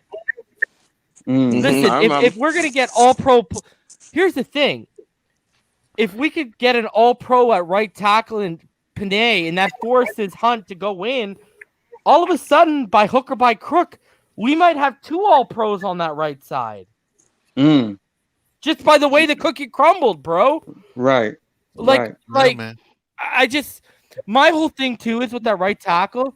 Why do you want to continue experimenting? It's not left tackle where it's oncoming traffic and he can see it, he can move out of the way. Guys, like that's blind the side position you do not want to be. Oh, let's see if he turns the corner this year. Oh, let's see if he takes the leap this year, bro. Your guys get killed if you do that kind of stuff, man. Especially when he's in. You're setting yourself up for Andrew Luck situation. Yes. Something big's gotta happen next week, y'all. Something big's gotta happen. Man, I would even feel better with Hunt at right tackle if they put Sewell next to him at guard. I just don't. That's fair. So all right. So I'm that just rang a bell in my head. So I'm gonna pose this scenario at you, and this is for the panel also. So say if they get Tony and put him next, Yo, you want to know what my dream free agency is? I've set it up here, I think, one time. If they sign Tooney, make Kinley the swing guard, they sign Linsley, and they sign Aaron Jones. Oh, my God. And the reason why I want Tooney is because we always have injuries on the offensive line. Yeah, and he can play tackle, too. Yep, and he can play center. Jackson, yep, if Austin Jackson go down, yep. So if God forbid Lindsey gets hurt, you can kick Tooney in and Kinley can just slide in. If Jackson gets hurt, like you suggested, kick him to the left, Kinley slides in, bro. What's them going about the Patriots center now? Andrews. Yeah. Oh my gosh. Is there any news? I hope that's most. Yeah, that's okay, bro. I don't know if you were up here. Dude, no, I missed the first part of the show. Dude, apparently, if you want to believe Barry Jackson, I believe he's way better than like an Armando. Yo, he said we're looking at Lawrence Guy, Dietrich Wise, Tooney, and Andrews, and our backup quarterback Brian Hoyer. All paid. Now, I don't have a problem with Tooney at all. Only way I see they getting Andrew, if you're going to get Tooney, you compare the two, and Tooney would make up for not getting Lindsey. That's the only way I can see that.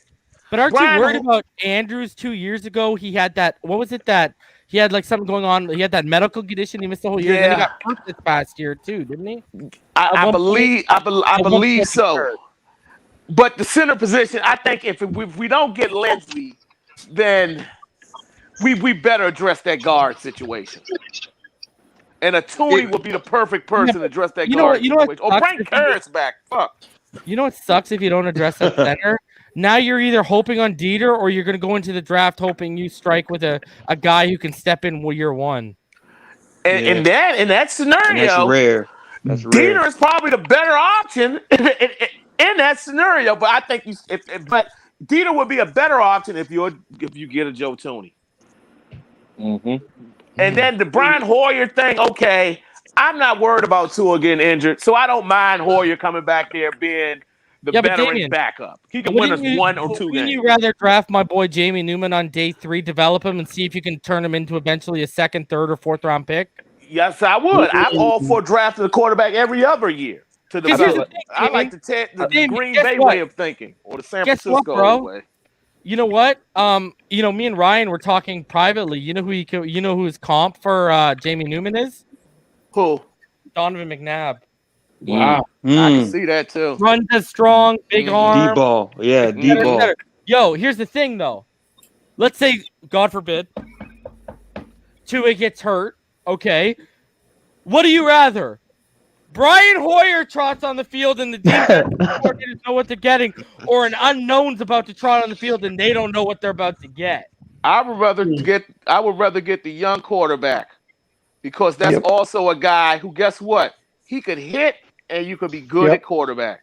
And you don't have to worry about making that other investment. And with Newman sitting out last year, you could probably get him day 3, definitely. Can I get day 2 talent at day 3? Right. And before a big contract, he's a good trade chip. You get him in the 4th round, trade him for a 2nd round. That old line, man, it's this way. Free agents. I just don't want us to settle at O line, or I don't want us to get the James Conner.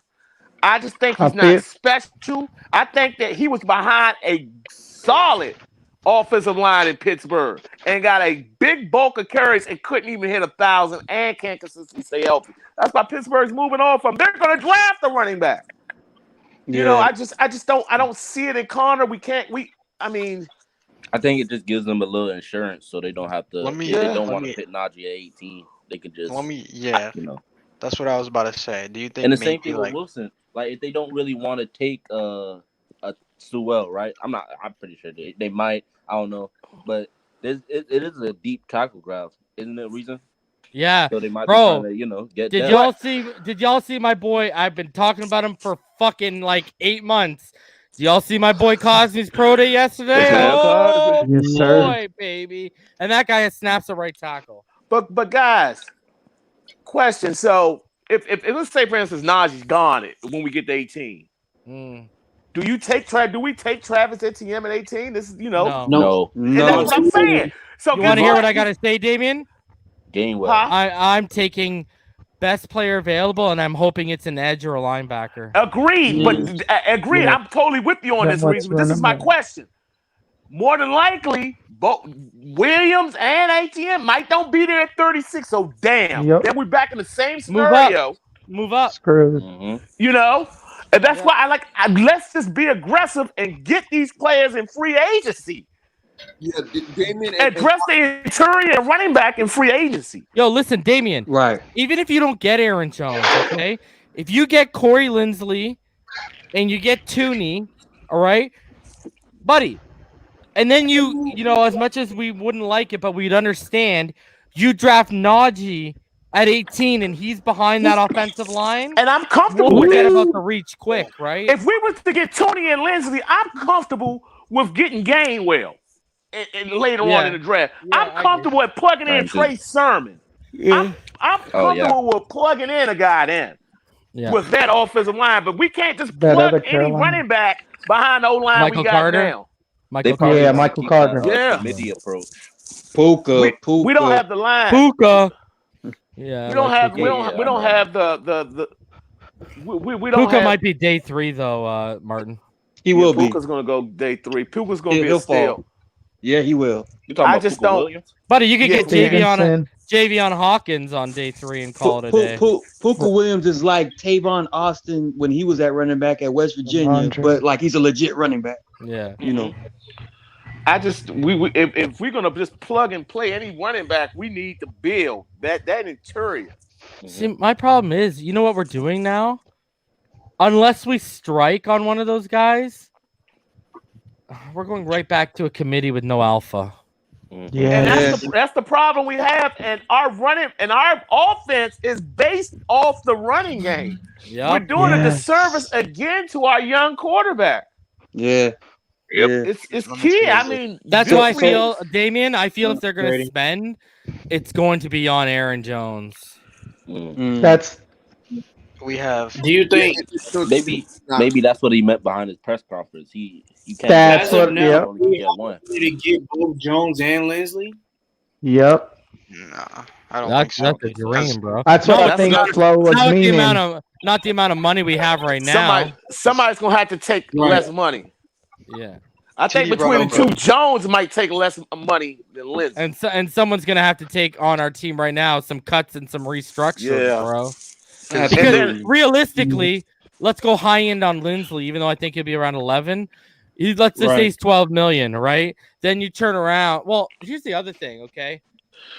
Anyone here in Florida right now up here? Yeah. Yeah. Okay, anyone up okay, so let's talk to you, Todd. Because you're older, house owner, taxes, all that shit.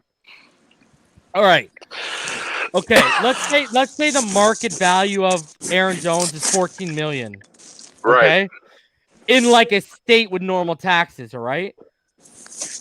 What could he sign for and get away with where he's making the same money after taxes? Because you got no tax state. All right, here's the issue you have, though, because I read up on it yesterday. Okay, let me know. He still has to pay state tax for the games he plays out of state. Yeah. Okay. He still has to play when we go to New York. He has to pay New York state tax. Mm-hmm. So you're looking at because you get your game check. You get your game check, right? Yeah. Okay. So you're cutting it in half already, right there. Okay.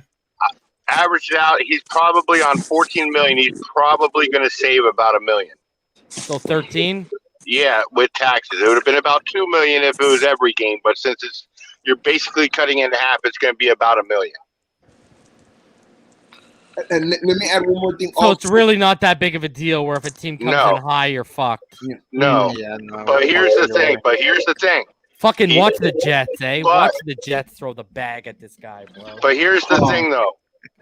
There's one thing you can't replace with him, and that's him being from living down in Miami. Yeah. Where you can have your family all together. You can go home after games. Yeah. After practice, instead of having to fly him to New York or fly him somewhere else to spend time with them. That right there will take some money off too, because you're looking at how much it's going to cost to rent a place up there. Then you're running your house down here, or you're living in your house. You have get your family back and forth, kids in school, this and that. So he's going to save money there too. Yeah. Because from what I heard, he turned down $9 million a year because he believes his market value is between 12 and 14 million. And that's he should, because let's say if he does get 13 million, he's still the highest paid running back because of the state tax. Shout out to overthecap.com. Oh, is he? Yes. I'm looking at it now. That's why I changed my mind. If they don't get Aaron Jones, Grill's going to be gone in 2 years. Even Linsley. If you give Linsley 12 million, he'll be the second highest paid center in the NFL. They got to get this right. Whoa. That's a good point, brother. That's a good point, brother. Hold on a sec. Todd had made a good question. Behind who? I'm going to tell you right now. Overthecap.com. Behind you talking about the running back or the center? Lindsey. Center. Okay, yeah, I'm going to tell you right now. Jesus Christ, what does the top guy make? Right, 12.5. The center from the Colts, 12.5. Okay. Wow. Okay. Man, that's good. And they're on their 30s. Lindsey is the youngest one. Yeah, he's 29, right? You gotta pay him. Ryan Kelly, 12 million. Then Rodney Hudson, 32, makes 11 million. Fucking in Las Vegas, he's a beast. Yeah, this free agency is so key, man. Isn't the Chargers trying to get Linsley too? Yo, yeah, I've been hearing not just today it popped back up, but I've been hearing for like a week and a half that they want him, and they cut Trey Turner today too. Yeah. Yep. Wow. Whoa. And that freed up like 11. That freed up 11 million or something like that. Oh man. Yeah. Trey Turner's a Pro Bowl. player, you know. Yeah. Yeah, and this is really pissing me off. I'm looking at all these other teams making these moves to get that money, Yes. and we're sitting here with our thumbs up our ass. Todd, you missed it. Why? I read in Barry Jackson's article like yesterday or today or whatever. He said, from what he's hearing, they might play the way of cuts and restructures as they're about to strike deals with new people if they need to clear up. I don't like that. Clear it, bro. Clear it. Right.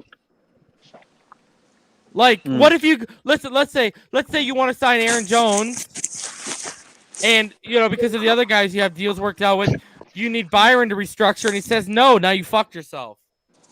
Well, maybe they do it like that because they already got if the restructures come, they're not out of the known. They already know. Now the only thing about the ones that we want to cut, the only thing I was thinking about was maybe they're going to wait till last minute to do their cuts because they're trying to trade them first. They don't want to leak it out to where it's okay. That hurts the trade value. Yeah. Well, let me ask you this, Todd. 12 o'clock. Let me fucking Powerhouse. This at 11, bro. That's my laptop. It's past Powerhouse's bedtime, so his phone's letting him know, bro. Yo, Todd. I posed this question. I don't think you were around. Let me ask you this: if they already approached Kyle Van Noy about a pay cut restructure, you gotta believe that they approached the other guys with the possibilities already. Yeah. I don't know. Maybe he was the first one they approached, and the way it acted out, they don't want to piss off the others that ruin trade value if they're getting rid of him. That's a good point. Because of the way he acted. Because they thought they could trust him with it, and all of a sudden it went back and backfired to where they couldn't get anything for him, even in a trade. Yeah. The thing is, if you ask Byron Jones to restructure, we heard the words pay cut with Kyle Van Noy. Restructures that $9.7 million goes into your pocket. We're not taking it away from you. So you got to think if they approach them, that's more guaranteed money for you. You'd say yes. Mm-hmm. Yeah, me personally, I know I would because it's not just more money in your pocket. You're helping the team out, which means playoff game checks. And let's be honest, Todd, your career could end tomorrow, but that money goes right into your pocket, right? Exactly.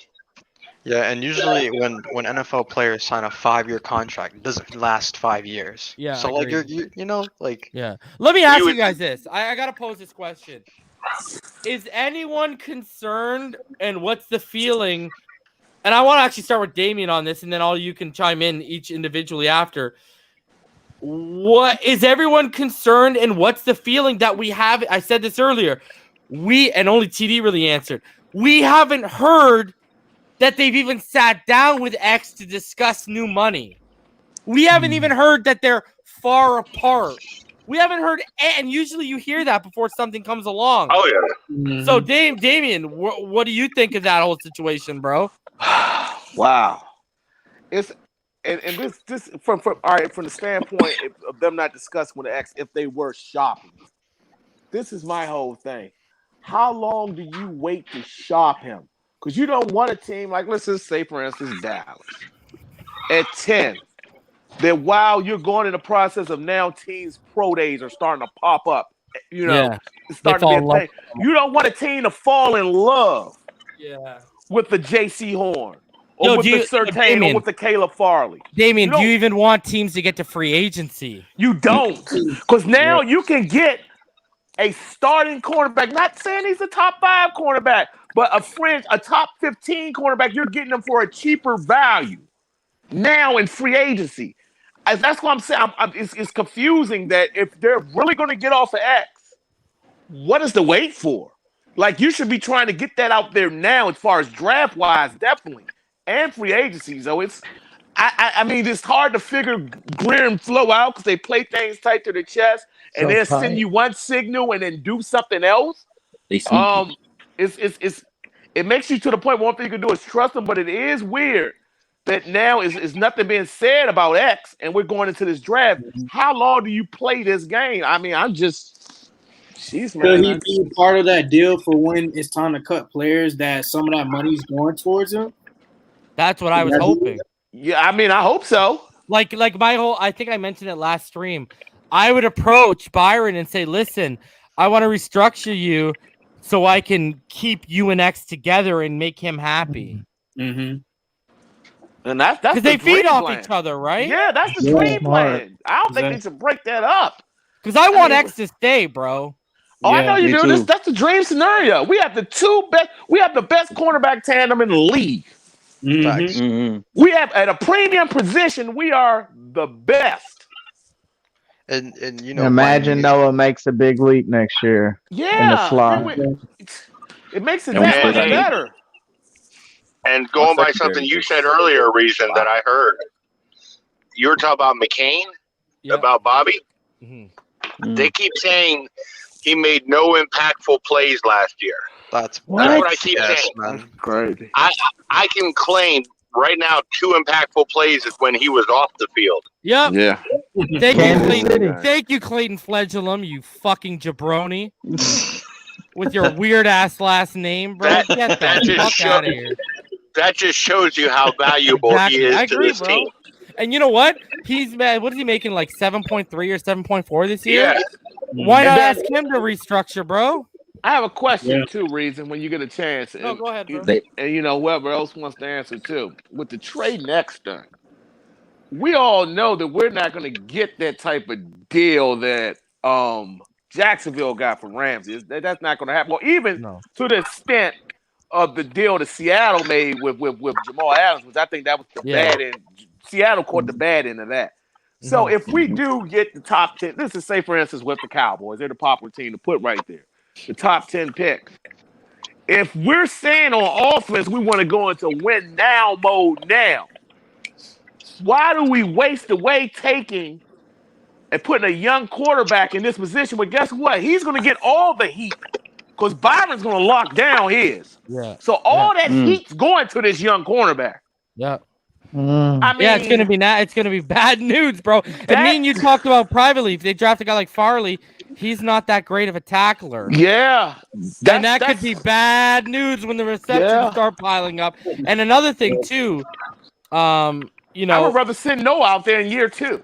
And from what I understand, if we give X more money and add on like a year, it'll actually give us cap relief this year. Really? Mm-hmm. Yeah, because they can spread out his money. Okay. Don't you get, like, in the future, don't you get that dead cap, though? If you cut him. Yeah. See, my whole thing is, Hades said Byron signed 5. Didn't he sign 4? No, he signed 5. I'm not sure. He did sign 5. He did sign 5, yeah. Oh, man. Oh. So what how many years doesn't Byron only have? Doesn't X have this year and 2 more years left? Yeah. Yeah. Yep. Okay.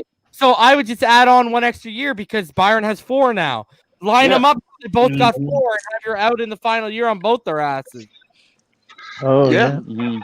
Man, this front office is just being frustrating as hell right now, and it's scaring the hell out. You know why, Todd? Yes. You know why? Because we're getting. I don't know if you were here. I pointed out with the Tooney, the Flowers, with the not wanting to pay because they were trying to move up for Wirfs and they settled for Jackson. These guys do knee-jerk reactions when they don't get what they want. And what the scary thing is, it looks like they're playing it conservative. And guess what, Flo? You're going to be right. If you play it conservative, never mind. Don't always. You will never get what you want, bro. Yeah. Right. It would be funny if we actually go out and get Tooney this year and we wasted $10 million on Flowers. Oh, buddy, Flowers is your Linsley money if you can move that. Yeah, that's the problem. I don't know how they're gonna move it. They created just like they created all this good this draft capital. They created this hole that we're in now, whiffing it running back, panicking with Flowers. The book is still out on Austin Jackson. You know what? I have to start. I trained myself to stop saying that about Austin Jackson when I don't say it about Tua, because at the end of the day, Austin Jackson is a rookie. But whiffing it with Flowers and with the running back position has created this whole situation again where we might have to overpay in free agency for a running back, or we might have to overdraft a running back. and we're scrambling right now in the interior because of bad decisions we made. And right now we have a second place schedule. We're not hitting no more. Everybody knows about us. If you're going to be aggressive, and especially this year with as far as the cap is concerned, as far as you don't have to pay players that much in free, you be aggressive now, especially while you got this draft cap, because next year you're not going to have it. And we got a second place schedule. And TD actually made a really good point when he came on earlier. This is the offseason to be aggressive in free agency because of the way the cap is. Yep. Yes. It's not going to be that way next year. No, apparently next year it's going from 182 to about 210, 215 million. Yeah. Well, reason maybe they're trying to, I don't know, smaller deals for the first year and then bigger I've bigger actually deals later. You're right, bro. I've actually heard that some big guys might only take 1-year deals this year. And that's smart. That's smart. Out there. So even if they I feel like even the bargain hunter, you're gonna get at least a pretty good player. See, and Kieran makes a good point. Okay, he brings up the Bengals. Okay, I'll bring up the Seattle Seahawks. Would you not do an Isaiah Wilson? I'll swap seventh or sixth, and you can have Flowers, or I'll give you Flowers and a fifth next year for a seventh, and I'm giving you a higher pick because you're eating that contract. Yep. Somebody will take it. Team like the Bengals would do it because the help they need on no line, they would do it. And if the Seahawks want to keep that boy Russell happy, they'll do it. I think that might be over. Hey, we know where they were at today, right, Reason? Hey, what about Chicago if they get Russell? They don't have a line either. Yeah, they don't have a very good line either. Yeah. Russell and his agent are pissed because guess where they were at drooling today? They were at Trey Lance's they were at Trey Lance's pro day drooling. Oh, is that saying they were trying to trade Russell ass to get this first round pick. No, I saw him. I'm not even lying, Damien. This morning, he posted a picture of him and his son on a private jet. Oh, yeah, I saw it. And I forget who it was. Some big reporter said, "Okay, that your kid's cool and stuff, but the real question is where are you guys going right now?" And exactly. Why the hell is he going to the pro day, bro? Look. He's not from North Dakota. It's What's weird, going on there, bro. This whole thing is weird. This whole scenario is weird. I think that quarterback's going to move, and I think that the Houston thing, that's just a disaster. But I hope I just hope that what y'all saying is right. We can get off a Flower some way and just cut our losses with them, because that's really it's really messing things up with us money wise as far as improving this old line. But hopefully, if we're stuck with him, hopefully he can improve next year. But Flo and Greer put themselves in this situation. At the end of the day, they did. And you keep coming back to that because you're right, bro.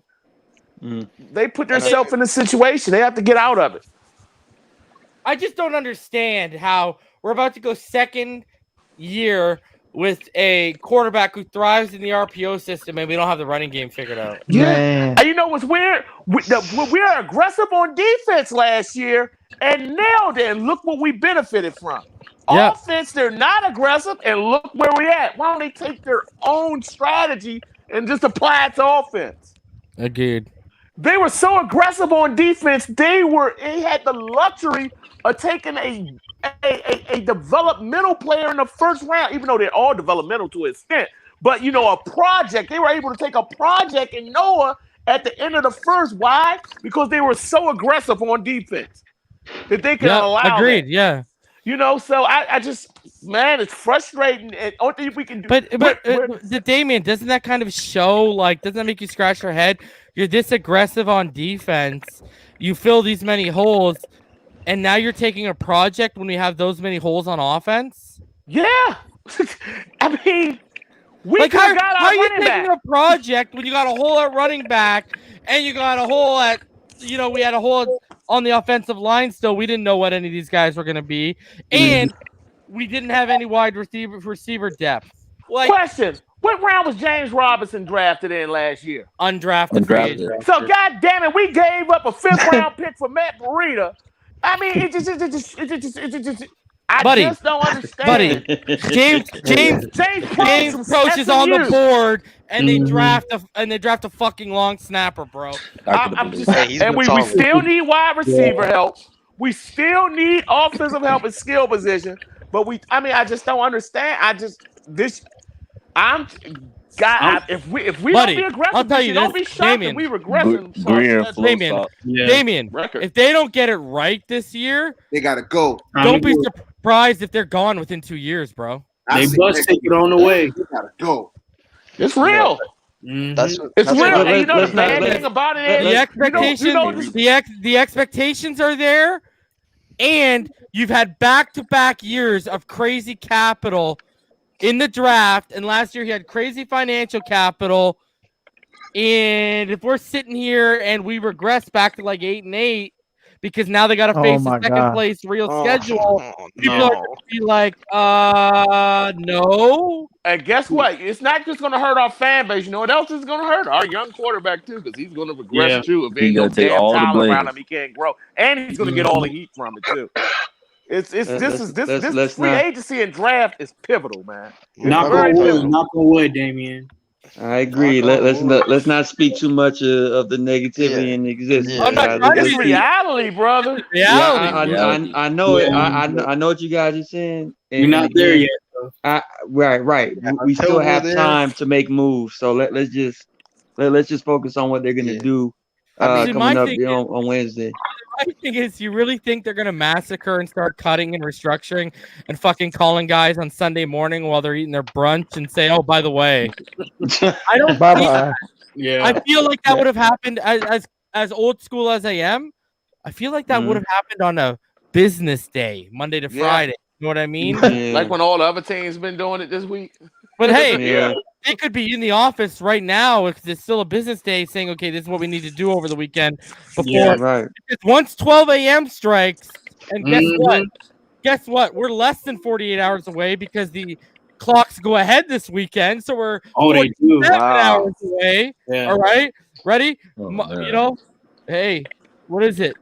Spring forward, fall back, right? So we got 47 hours for them to figure their shit out. Because once it hits 12 o'clock on the legal tampering issue, window opens, and Monday people are going to be striking deals, bro.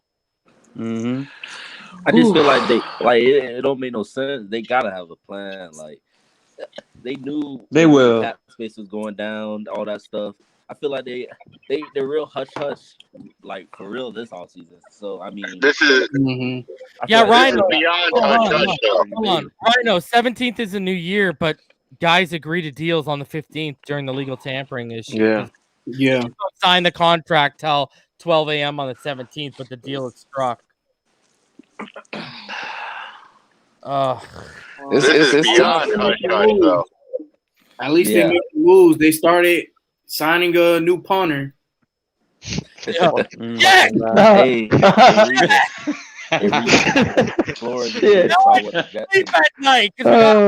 god.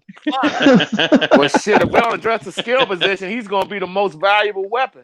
Oh my god. Oh my goodness. A reason. Bria and Flo saw what that wasn't even funny, Damian. Say again, T-Man? I said Greer and Flo saw the Jets take that punter, and I think Belichick take the kicker and said, "Watch this with Blake Ferguson." Yeah. I don't know, man. What are we procrastinating for, bro? I wish I could tell y'all. I wish I knew. Something big coming. It's gotta be something. Like every team this week got busy and cleared stuff. Like good Lord, the Saints are working magic right now. Yeah, the team that we thought was going to be the Cowboys. The Cowboys are working magic right now. Didn't he clear over $16 million? Yes. Look at Mahomes. He's already restructuring his deal again. Deal, bro. I mean, already ain't even been Tom Brady.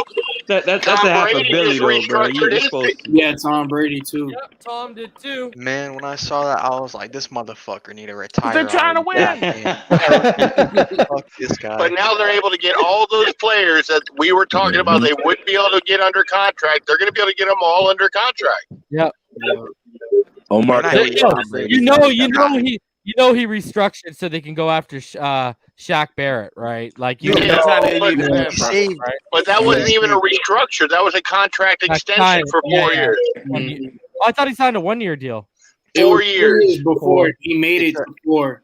It's a 4-year deal, so they extend He the money. extended 1 year. They save 18 million cap, which See? is ridiculous. And what did I say about X? You add on an extra year, you give him his money, and it gives us cap relief. There's the point. Yep. What the fuck are these guys doing, bro? Why? I don't know. Because I mean, here's the thing. Do you really want them agreeing to deals on the 15th and 16th, and then scrambling? Oh, who are we gonna get rid of? Where's the money gonna? Like, you really want to go through that shit? Fuck no.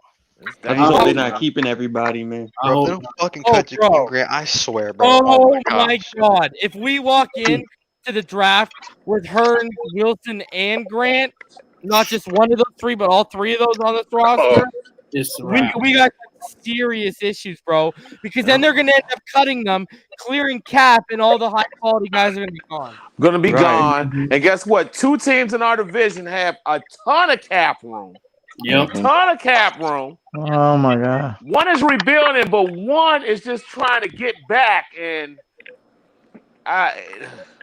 that's last when you want to get back. Yeah, I mean, they're.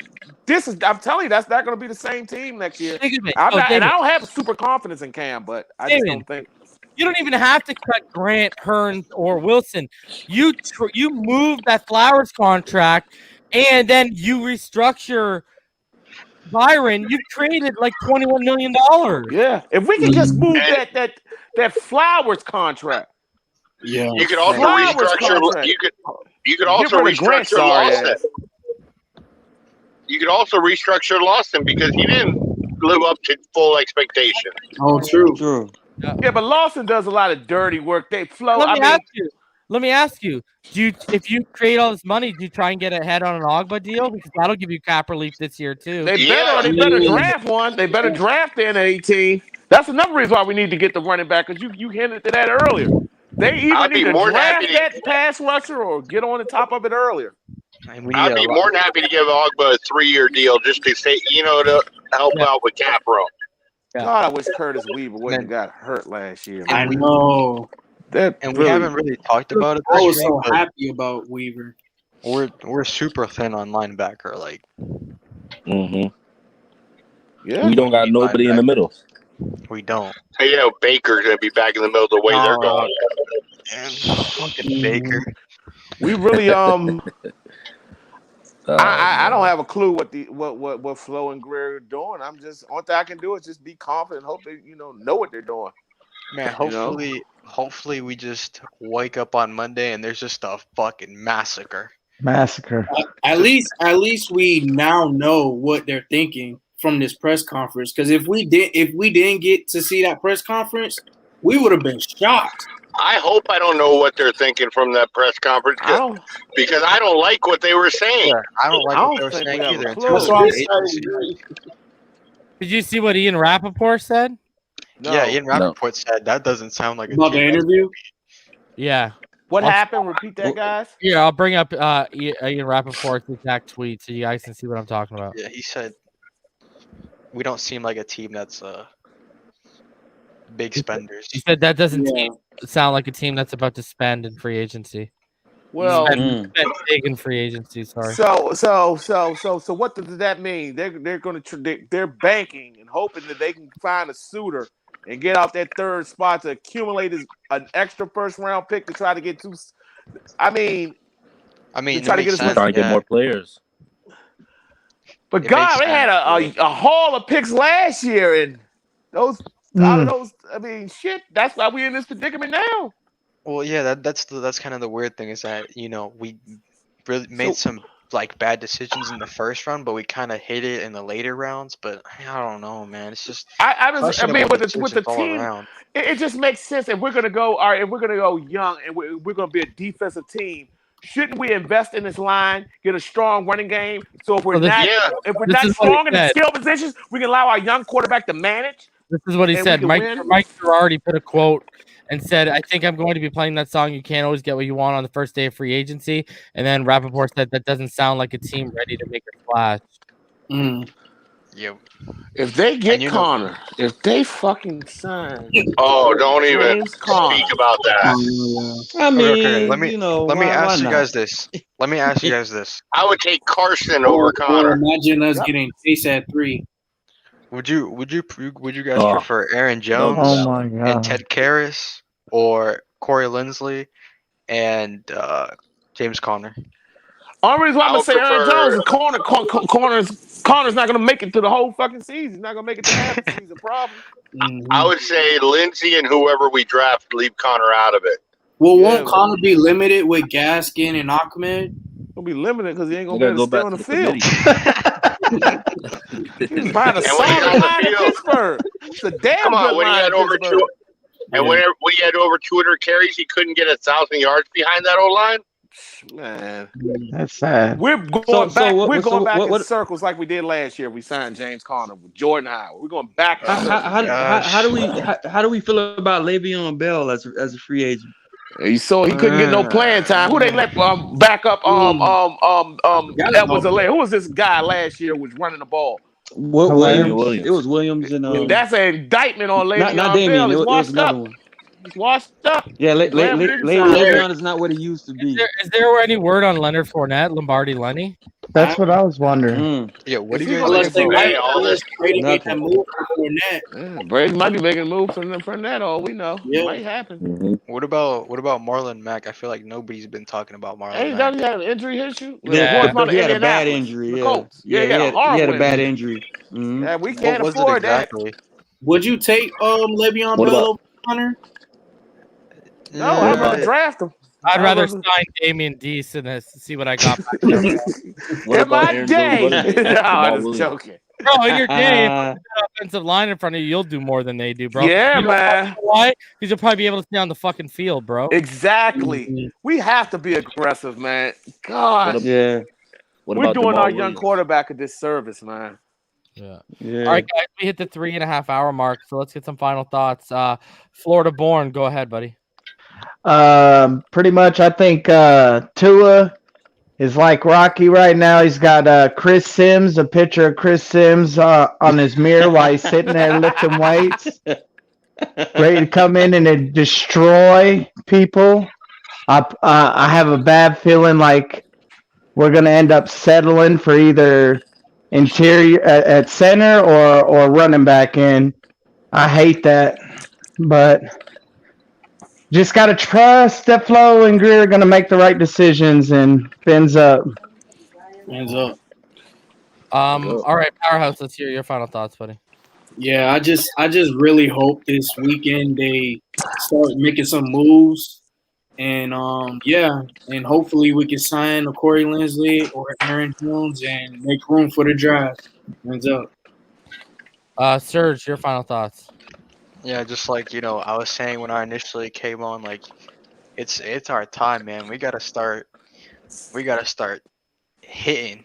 We gotta start hitting like Rocky. But I mean, yeah, all we can do is wait because ultimately we're just kind of speculating, and that's it, man. Just time will tell, and hopefully they make the right decisions, man. Fins up. Martin, your final thoughts, buddy. I'm with you guys. I wish Greer was a little more aggressive with signing the guys that he wants, but Greer and Flo, they've always had this thing about not showing their cards, even with the Calvin Oy potential cut. They just don't show their hand a lot. So I'm getting used to this, but I do believe that they have a plan in place. The offensive line clearly needs to be addressed. The running backs need to be addressed. And by the time we hit the draft, I just expect an all-out, assault on the first round. So, fingers crossed that they have an exceptional plan in place because they have been doing pretty well thus far, and I believe in them. Fins up. Sharif, final thoughts.